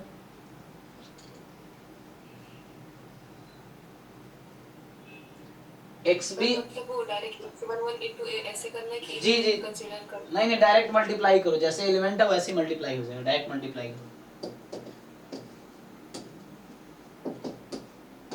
सो डायरेक्ट मल्टीप्लाई कर लो सीधा, आ जाएगा ax11 ऐसे होगा ना, एंड यहाँ होगा ax12। मैं क्या कर रहा हूँ, किसको मल्टीप्लाई कर रहा हूँ मैं, x को b से कर रहा हूँ, रुको, तो x को b से कर रहा हूँ, x को इससे मल्टीप्लाई किया, फिर इसको उससे किया, तो यहाँ से आ गया ax11 x12 से c1। एक मिनट, मैं फर्स्ट रो को मल्टीप्लाई करूंगा, फर्स्ट कॉलम से ये आया, फर्स्ट रो को सेकेंड कॉलम से, तो c टाइम x12 आएगी, और फिर मुझे x को b से करना है, तो सेकेंड रो को मैं फर्स्ट कॉलम से मल्टीप्लाई करता हूँ, तो x21 इंटू a ये आएगा, यस सर। और सेकेंड रो को सेकेंड कॉलम से मल्टीप्लाई करो, हाँ cx22, c टाइम x22, और ये a टाइम x21, इसको उसी फॉर्म में लिखो, सो a टाइम x21। ये अभी x को b से किया, b को x से मल्टीप्लाई करो, अब b को x से, तो b को x से करो तो ax11, एंड इसको फर्स्ट रो से उसको फर्स्ट कॉलम से ax12, ठीक है। अब सेकेंड रो को इससे c time x21 and c time x22, check कर लो भाई, तो देख लो ध्यान से, ये तो ओके है, ये इक्वल है, इसको कोई प्रॉब्लम नहीं है, ये ओके है, इसको कोई प्रॉब्लम नहीं है। अब यहाँ क्या हो रहा है, c टाइम x12 इक्वल है a टाइम x12 के, और a टाइम x21 इक्वल है c टाइम x21 के। तो ऐसा कब होगा कि c इंटू x12 और a इंटू x12 दोनों इक्वल है? जरूरी नहीं है, मैट्रिक्स में ऐसा नहीं होता। कैंसिलेशन यहाँ पे वर्क नहीं करेगा, वहां कैंसिलेशन कब वर्क करेगा, जब तुम्हें बता रखा हो कि x12 इन्वर्टिबल मैट्रिक्स। मैं एग्जांपल दे रहा हूं तुम्हें, कि जैसे AB बराबर AC है, तो दिस डज नॉट इम्प्लाई कि तुम्हारा B बराबर C हो जाएगा, ऐसा जरूरी नहीं है यहाँ पे, क्योंकि ये नंबर नहीं है कि ऐसा तुम कर दोगे, दिस इज मैट्रिसेस। तो जरूरी नहीं है कि तुम्हारा A इंटू बी अगर A इंटू C के इक्वल है तो BC इक्वल होगा, ऐसा कोई जरूरी नहीं है, ठीक है। और ऑर्डर मैंने ठीक रखा है ना वहाँ पे, जैसे पहले मल्टीप्लाई, अच्छा तो चलिए मुझे ना वो भी करना था कि कम्युनिकेट है ना, मैंने तो वैसे लिख दिया ना, लेकिन हमें यहाँ तो ये खुद मैट्रिसेस हैं तो ऑर्डर का ध्यान रखना होगा, तो मैंने B को 1 से किया तो ऑर्डर का ध्यान रखा है, यहाँ सब xi वाला पहले आएगा और ये वाला बाद में आएगा, है ना, क्योंकि मैट्रिसेस है ना, नंबर तो है नहीं कि तुम ऐसे ही कुछ कैसे भी लिख दोगे। तो यहाँ पे मैं क्या कर रहा हूँ, x को b से, तो x को भी यहाँ पहले x11 आएगा इंटू a आएगा, ठीक है ना, और फिर तुमने इससे किया, फिर उसको उससे मल्टीप्लाई किया फर्स्ट रो को सेकेंड कॉलम से, तो यहाँ x12 और c आएगा, ठीक है। फिर वहाँ से इसको मल्टीप्लाई करोगे x21 इंटू a आएगा, और वहाँ से इसको मल्टीप्लाई करोगे तो x22 इंटू c। ये खुद मैट्रिसेस हैं, ये मैट्रिक्स है, ये मैट्रिक्स है, नंबर्स नहीं है, तो खुद मैट्रिसेस हैं। देखो यहाँ से कंक्लूजन ये है, एक तुम्हारा क्या इन्वर्टिबल मैट्रिक्स है, ओके, और देन तो तुम्हें होगा क्या, x21 इंटू a और c इंटू x21 इक्वल है, तो x21 और c क्या है तुम्हारा नीलपोटेंट मैट्रिक्स में c की पावर n 0 हो जाएगी, मतलब ये इन्वर्टिबल नहीं है, ठीक है ना, इन्वर्टिबल नहीं है तो मतलब ओके है, तो रैंक उसका इक्वल रहेगा। तो ऐसा कब होगा, तो यहाँ पे मुझे समझ आ रहा है कि ये this has to be 0, this has to be 0, ठीक है ना, and this has to be 0, this has to be 0, तो उसके लिए x12 और x21 को 0 होना पड़ेगा। चेक कर लो तुम लोग।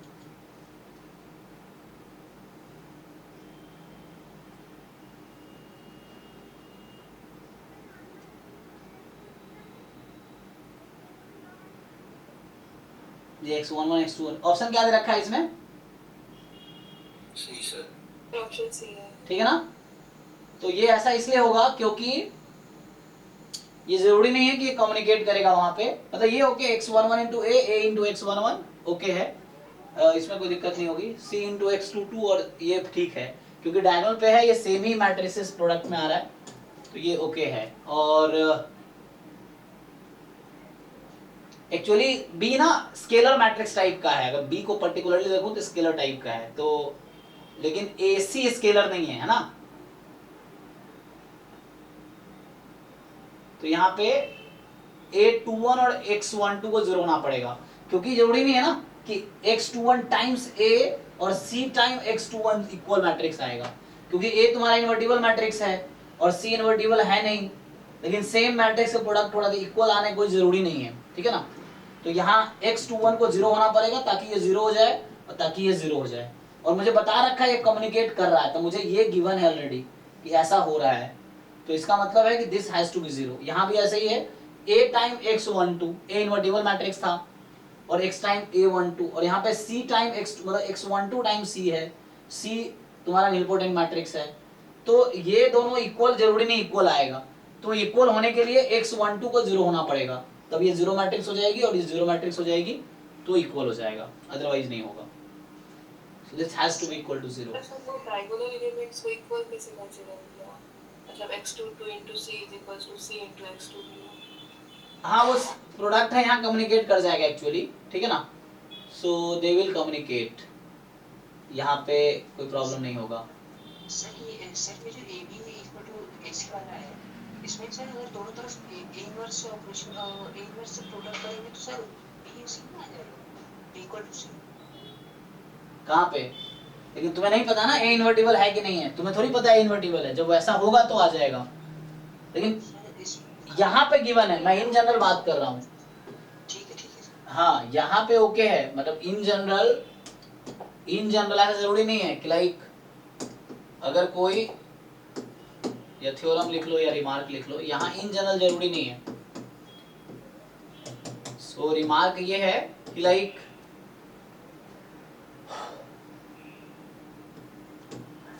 ठीक है ना, तो यहाँ पे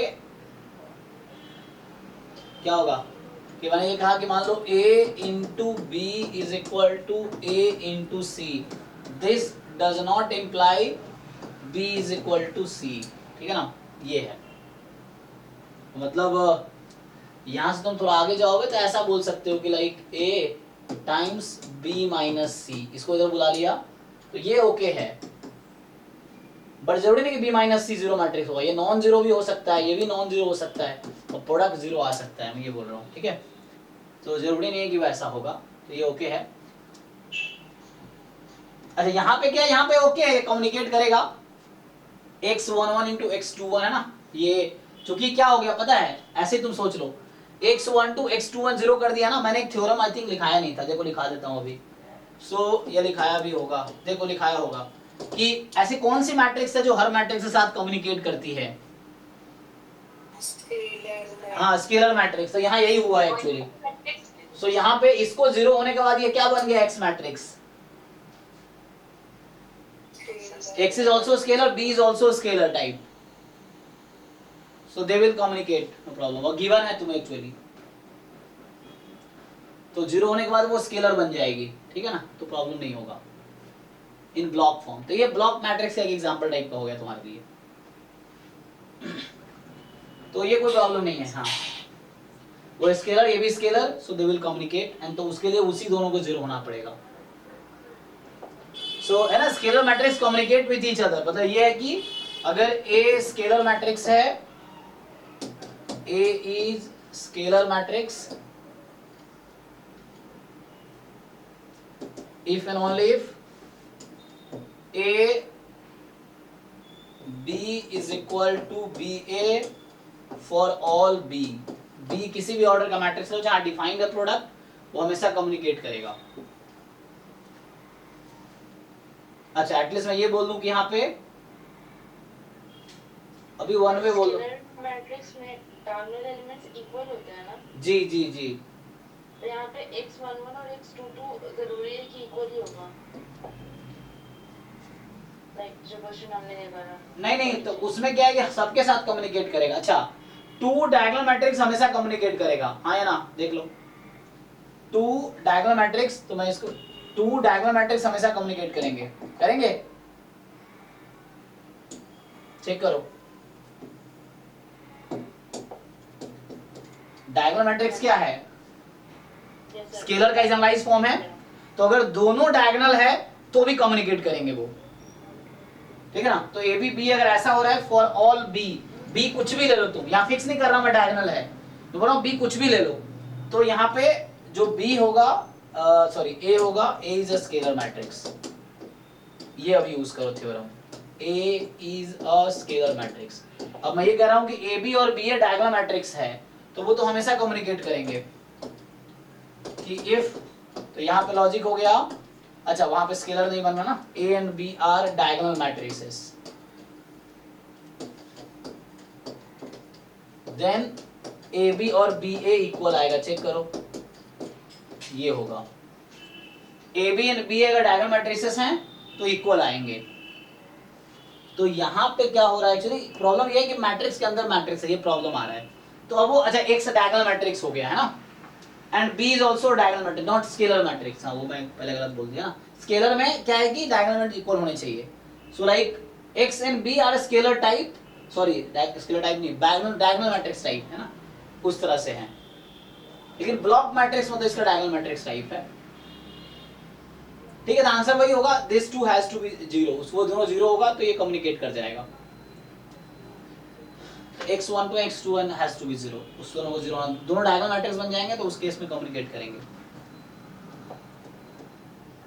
सो अगर 2 डायगोनल मैट्रिसेस हैं सो दे विल कम्युनिकेट, अगर दोनों हैं, और कोई एक सिंगल मैट्रिक्स है जो सबके साथ कम्युनिकेट कर रहा है ना। एक मैट्रिक्स A है इस तरीके से कि AB is equal to BA for all B, B पे कोई रेस्ट्रिक्शन नहीं है, B कुछ भी ले सकते हो, फिर भी कम्युनिकेट कर रहा है, इसका मतलब है कि A को स्केलर मैट्रिक्स ही होना पड़ेगा, और कोई दूसरा रास्ता नहीं है।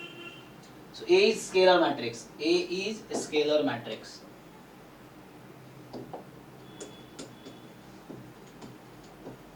So A is scalar matrix. ठीक है, चलिए आगे बढ़ते हैं।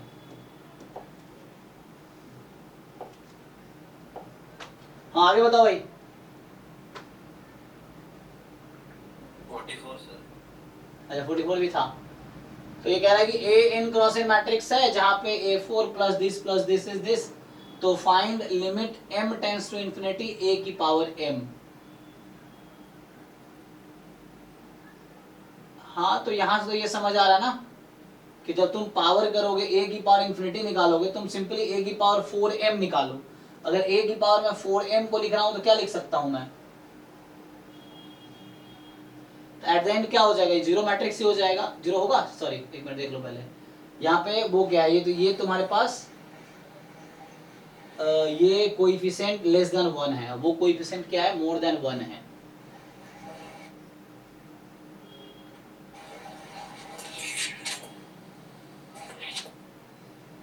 तो ये मुझे लग रहा है उससे आ जाएगा, आइगन वैल्यू वाला कॉन्सेप्ट से देख सकते हैं नहीं? सर ये CH थ्योरम से आ जाएगा। अच्छा, तो उसमें देखो, इसको अगर तुम यहाँ से like lambda 4 is equal to, मतलब इसको इधर लाओ, इस इक्वेशन को सॉल्व करके इसकी आइगन वैल्यू निकालो ए की पहले, कि मतलब कैरेक्टरिस्टिक पॉलिनोमियल लिख लो इसका। तो ये मैट्रिक्स तुम्हारा n क्रॉस n है जो ये सेटिस्फाई, इसको एनिहिलेटिंग पॉलिनोमियल। तो यहाँ से लैम्डा की वैल्यू कितनी आएगी, मतलब x की, मान लो x की power 4 is equal to minus 1.6 x square minus 0.64। Sir complex, हाँ कॉम्प्लेक्स है। Point lambda square lambda square की वैल्यू आएगी ना? a स्क्वायर माइनस 0.8 का स्क्वायर। अच्छा, ये ओके ओके, ये a स्क्वायर माइनस 0.8 का स्क्वायर, यस। सबको लेफ्ट साइड बुला लिया, नहीं सबको लेफ्ट साइड बुला लिया ना, a स्क्वायर प्लस 0.8 का होल स्क्वायर है ना। तो ये कुछ आएगा, ये वो कॉन्सेप्ट यूज होगा जो हमने अभी डिस्कस नहीं किया। थ्योरी कंप्लीट मैं तक करवा देता हूँ, फिर आगे बाकी डिस्कशन करेंगे। तो क्योंकि ये कुछ है ना, जैसे मिनिमल पॉलिनोमियल आ गया था, कैरेक्टरिस्टिक पॉलिनोमियल है या, तो वो सब अभी डिस्कस नहीं किया है, तो उसके बाद क्वेश्चंस करेंगे इस पे। So then n cross n a satisfies a की पावर 4 है ना, तो मतलब ये जैसे हो गया, मान लो x की power 4 plus 1.6 x square plus 0.64 is equal to 0, इस तरह से है। सो x स्क्वायर प्लस 0.8, ठीक है, इसका whole square is 0। So x square plus 0.8 तुम्हारा 0 आ जाएगा। तो ये टू रूट्स आएंगे, मतलब यही चीज दो बार आ रही है। हाँ, तो यहाँ से तुम्हारे पास जो कॉम्प्लेक्स आइगन वैल्यूज आ गई है ना, मतलब x की जो वैल्यूज हैं, इस इक्वेशन के जो रूट्स आएंगे वो x की कॉम्प्लेक्स वैल्यूज आ गई।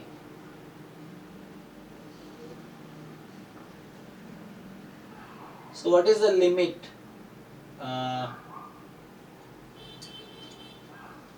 यहाँ से तुम्हारे पास आ जाएगा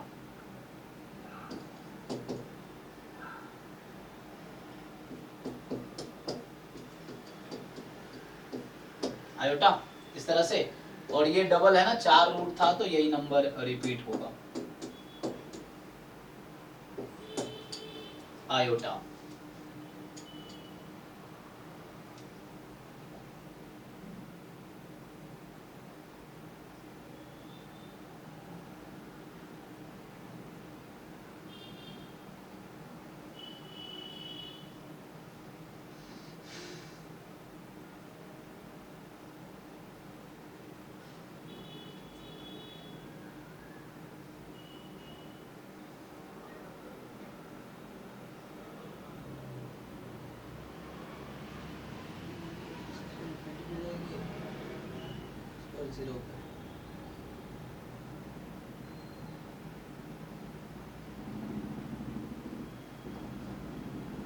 बताओ यहाँ से क्या तुम्हें लग रहा है। तो यहाँ से आगे जैसे a स्क्वायर प्लस 0.8i, इसका अभी होल स्क्वायर, ये होगा सर, हाँ क्या होगा, ऑप्शन ए होगा। कैसे, तो सर, क्योंकि ये जो हम जितने बार इसको रूट लेंगे, मतलब वो a का वैल्यू मिल गया, तो हम जितने बार उसको रूट लेंगे उससे उसका जो 0 पॉइंट्स का वैल्यू होगा, जो 0 से 1 तक लाई करेगा, इसलिए वो 1 की पावर m 0 हो रहा है। पावर जितना ये a स्क्वायर जैसे माइनस 0.8 आ रहा है, हाँ, तो अगर 1 की पावर 0.64 आ रहा है, तो ऐसे करते करते पॉइंट से वैल्यू है 0 से 1 तक लाई करेगा, इसलिए वो 0 होगा। अरे ऊपर जैसे m/2 से डिवाइड, आई मीन m/2 की पावर लगा दो दोनों तरफ, तो यहाँ पे एक ही m बन गया और वहाँ पे माइनस 0.8 की m/2 बन गया मान लो, और हाँ। 8/10 निकले, अगर फिर इंफिनिटी लगाएं m पे तो नीचे बड़ी टर्म है, तो वो नल मैट्रिक्स, ये बोल रहा था मैं। मतलब ये सिंपल यहाँ पे ये है कि जैसे इसको इधर शिफ्ट करो ना, तो जैसे क्या हो रहा है कि तुम्हारे पास जब पावर बढ़ाते जाओगे तो 0.8 की power n tends to infinity क्या आएगी, किसका डाउट है ये। सो यहाँ पे ये हो गया 0.8 है ना, ये 0 से 1 के बीच का नंबर है, तो जब तुम a की पावर m निकाल रहे होगे यहाँ से, इसका मतलब ये हुआ कि a square plus 0.8 i is 0, so a square is 0.8 time identity matrix minus में, इस तरह से होगी। ठीक, अब इसको सेटिस्फाई करेगी। तो जब a की पावर तुम अगर बहुत बढ़ाओगे ना, लाइक a की पावर 4m लिख दिया, तो it is like a square की पावर, या कुछ भी लिख दो, मतलब n लिख दिया तुमने, अगर n बहुत बड़ा नंबर है तो अभी तुम ऐसा लिख दो, सो यहाँ से आ गया 2m, या 2m लिख दो अभी के लिए समझाने के लिए, 2m लिख दिया तो a स्क्वायर की पावर m हो गई, और ये हो गया तुम्हारा 0.8 की पावर m, और i को कितनी बार में मल्टीप्लाई कर लो, i ही रहेगी। ठीक है, अब यहाँ तुम m टेंस टू इन्फिनिटी लगाओ तो क्या मिलेगा तुम्हें, इसमें m टेंस टू इन्फिनिटी लगा लो, वही मतलब है। मतलब एक इसका मैं सब क्या बोलता हूँ, उसको हम लोग फाइंड कर रहे हैं, सब सीक्वेंस फाइंड कर रहे हैं, अगर सीक्वेंस टाइप का समझ लो तो ये इसकी लिमिट कितनी आ जाएगी m टेंस टू इन्फिनिटी पे, राइट साइड 0 हो जाएगी, क्योंकि 0 1 के बीच का नंबर है तो 0 हो जाएगी। तो एट द एंड वो वैल्यू भी कहाँ कन्वर्ट करेगी, 0 पे, तो मतलब वो वैल्यू जो भी आएगी 0 मैट्रिक्स आएगी। तो इस तरीके से होगा, ठीक है, क्योंकि उतने टाइम्स आइडेंटिटी मैट्रिक्स है, तो पावर जितना लोगे that will reduce to so this. तो यहाँ से हमने ये किया, तो यहाँ से इसको ऐसा लिखा, यहाँ से ये आ गया a स्क्वायर तुम्हारा इस टाइप का है, a की पावर जैसे बढ़ाते जाओगे तो 0.8 की पावर बढ़ती जाएगी, तो 0.8 की पावर जितनी बढ़ाओगे वैल्यू उतनी कमती चली जाएगी, क्योंकि 0 से 1 के बीच का नंबर है, तो n tends to infinity, r की पावर n 0 होती है, अगर r 0 से 1 के बीच तो हो गया, तो 0 मैट्रिक्स आएगा। तो ये सब क्वेश्चन सॉल्व करने के तरीका है, जो बुक में आपको ना थ्योरी में नहीं मिलेगा, तो क्वेश्चन सॉल्व करके ही क्वेश्चन सॉल्व करना आएगा कि यहाँ कैसे करना है ना, इस तरीके से। नेक्स्ट बताओ।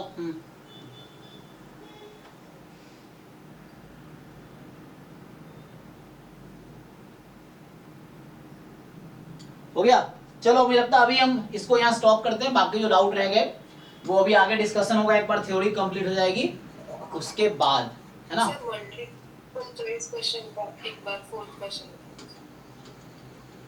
सो अभी है ना, अभी डाउट डिस्कशन होगा, मतलब अभी एक बार लीनियर जबड़ा खत्म हो जाएगा तो डिस्कशन कंप्लीट हो जाएगा, उधर इन्फ्रेंस कंप्लीट हो गया तो फिर डाउट डिस्कशन ही चलता। अगले 3 महीने हमारे पास है ना, अभी 3 महीने ज़्यादा टाइम है ऑलमोस्ट, तो अभी अगले 3 महीने यही चलता रहेगा। सर आज यहाँ पर खत्म कर सर, हम उतने तक नहीं गए सर।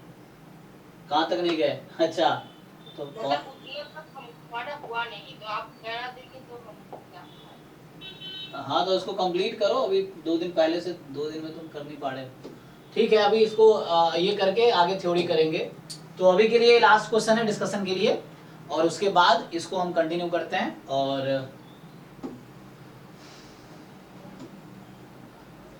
आगे फिर एक बार सिलेबस कंप्लीट हो जाएगा, फिर डाउट डिस्कशन है, अभी और भी असाइनमेंट्स हैं उसमें, टोटल उसमें है बहुत सारे असाइनमेंट्स हैं, वो एक एक करके डिस्कस करेंगे उसके बाद। चलो, तो अभी देखो ये क्या है। So let A be n cross n matrix with real coefficient, A be a non singular if and only if, तो नॉन सिंगुलर है ना, A कोई n क्रॉस n का है और A नॉन सिंगुलर है, मतलब डिटर्मिनेंट A नॉन जीरो है। सो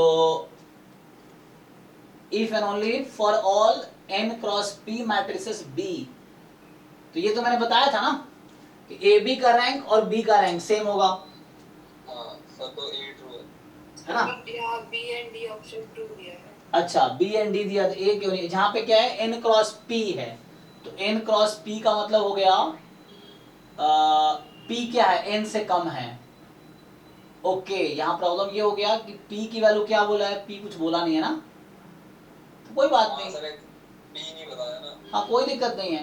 तो A तो फुल रैंक है ना, कोई दिक्कत नहीं है, ये गलत अगर नहीं बोला तो ऑप्शन गलत है। ये गेट 2023 में भी क्वेश्चन आया है, अभी देखते हैं, सेम यही ऑप्शन है वहां भी। सो लाइक अगर A जो है नॉन सिंगुलर है, फुल रैंक है, तो उस केस में, अच्छा यहाँ इफ एंड ओनली पूछ रहा है, एक्चुअली टू वे नहीं पूछ रहा है ना। हमने क्या लिखा था कि अगर A फुल रैंक है तो रैंक ऑफ A बराबर रैंक ऑफ B होगा, लेकिन अगर ऐसा हो रहा है जरूरी है, मतलब ये सिर्फ देन होता तो ओके था, लेकिन इफ एंड ओनली इफ है, इसलिए प्रॉब्लम है। ये बोल रहा हूं कि यहाँ पे इफ एंड ओनली इफ पूछ रहा है। हमें क्या पूछा, हमने क्या लिखा था, if A determinant non zero है, then rank of A into B बराबर रैंक ऑफ क्या होगा, बी होगा, ये ओके है। बट अगर ऐसा हो रहा है तो जरूरी है कि ए का रैंक डिटर्मिनेंट नॉन जीरो होगा, बताइए।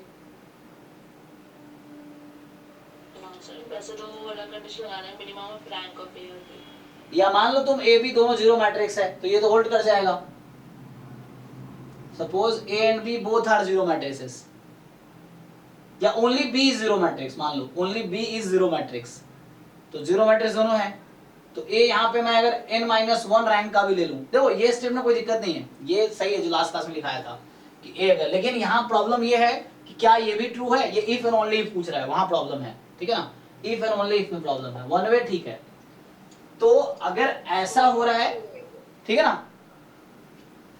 वन वे ट्रू है मतलब। हाँ ये वन वे ट्रू है कि डिटर्मिनेंट ए का नॉन जीरो है, मतलब ए फुल रैंक मैट्रिक्स है, ए यहाँ n क्रॉस n का है, सो n क्रॉस n का आपका ये फुल रैंक मैट्रिक्स है, तो उस केस में ये इसको वैलिड है, ये इसको इंप्लाई जरूरी नहीं करेगा, क्योंकि अगर यहाँ जीरो मैट्रिक्स हो गया बी, तो ए तो कोई भी रैंक का ले लो, फुल रैंक जरूरी थोड़ी होगा, ए तो नॉन कोई भी मैट्रिक्स ले लो यहाँ पे आप, क्योंकि बी और जीरो मैट्रिक्स, तो ये उसको इंप्लाई नहीं करेगा, तो इसलिए ये ऑप्शन गलत है यहाँ पे, है ना, मैं कर दूंगा क्योंकि इसका कन्वर्स ट्रू नहीं है। हमने जो लास्ट क्लास में देखा था कि if this happen then this will happen, no problem, ये गेट 2023 में ये ऑप्शन आया हुआ है ना, इस तरह क्वेश्चन है, तो वहां पे ठीक है, बट कन्वर्स ट्रू नहीं है, इसलिए यहाँ पे इफ एंड ओनली पूछा है, इसलिए ये गलत हो जाएगा, क्योंकि हमने पहले इफ एंड ओनली नहीं देखा ना, if and only double implies है कि दोनों तरफ से ट्रू होना चाहिए, इधर से इधर और इधर से इधर। ये लेफ्ट इनवर्स है, कोई अलग मीनिंग है, सेम ही मीन करता है, एज लेफ्ट अलग मीनिंग है, ए लेफ्ट इनवर्स का मतलब ये होता है कि जैसे मैं बोलता हूं B is left inverse of A, B is left inverse of A, इसका मतलब है कि B लेफ्ट इनवर्स है A का, तो क्या डेफिनेशन होगा जी लेफ्ट इनवर्स का, कि BA बराबर I, BA बराबर I, और राइट इनवर्स का मतलब होगा फिर B is right inverse of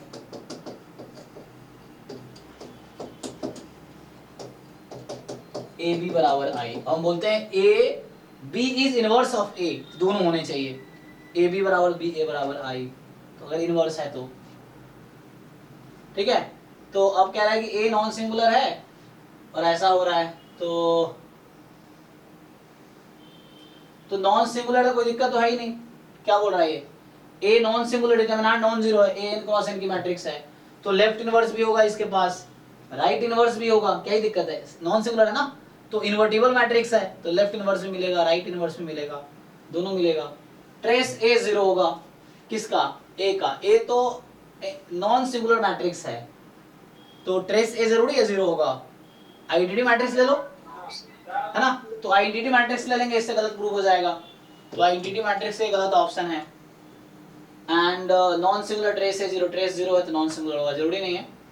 और the row rank of A is N, कोई प्रॉब्लम नहीं है, रैंक एन है तो नॉन सिंगुलर, नॉन सिंगुलर है तो रैंक एन है, इफ एंड ओनली इफ था, ये हमने देखा था कि रैंक अगर एन है तो if and only if determinant is non zero, okay है, मतलब ये दोनों ओके है, और ये दोनों, ये वन वे ट्रू था, बोथ वे ट्रू नहीं है, इसलिए गलत हुआ, ये जस्ट वन वे ट्रू है, ये इसको इंप्लाई नहीं करेगा, इसलिए गलत हुआ। चलिए तो अभी यहीं पे स्टॉप करते हैं, बाकी बहुत सारे असाइनमेंट लीनियर अलजेब्रा के ऑलरेडी ड्राइव में है, तुम उसमें जाओ देखो, जो स्पेशली PYQ असाइनमेंट वाला फोल्डर है उसको चेक करो और उसको सॉल्व करो। अभी आगे मैं थ्योरी कंटिन्यू करता हूँ, तो थ्योरी कहाँ से कंटिन्यू करेंगे,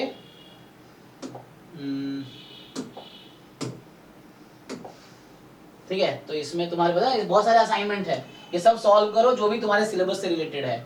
तो आज मैं ये सिस्टम ऑफ लीनियर इक्वेशन का थ्योरी करा देता हूँ, और नेक्स्ट क्लास में ये कंप्लीट करके आना। अभी आपका ये कंप्लीट करना था, बहुत लोगों ने कर लिए होंगे, बहुत लोगों ने नहीं भी किए होंगे, तो जो जितना जो मेहनत कर रहे हो उसके हिसाब से करो, तो इसको कंप्लीट कर लो। जो डाउट है अभी आगे डाउट क्लास चलता ही रहेगा, तो उसमें आप डिस्कस करो, डिस्कशन अभी स्टार्ट करेंगे 1 नवंबर के बाद, डिस्कशन ही होगा, प्रॉब्लम डाउट और ये सब डिस्कशन ही होगा। और सिस्टम ऑफ लीनियर इक्वेशन है, ये आज थ्योरी करा देता हूँ, फिर ये असाइनमेंट आप ट्राई करके आना नेक्स्ट क्लास में।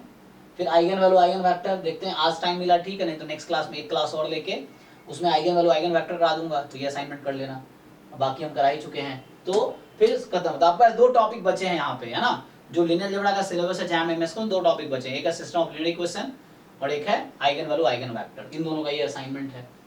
तो आज सिस्टम ऑफ लीनियर को डिस्कस कर लेते हैं, बाकी है ना। तो यहाँ पे इसमें सिलेबस था ना, सिलेबस ओपन कर लेते हैं, देखता हूँ क्या है, दूसरा वीडियो बना देता हूँ।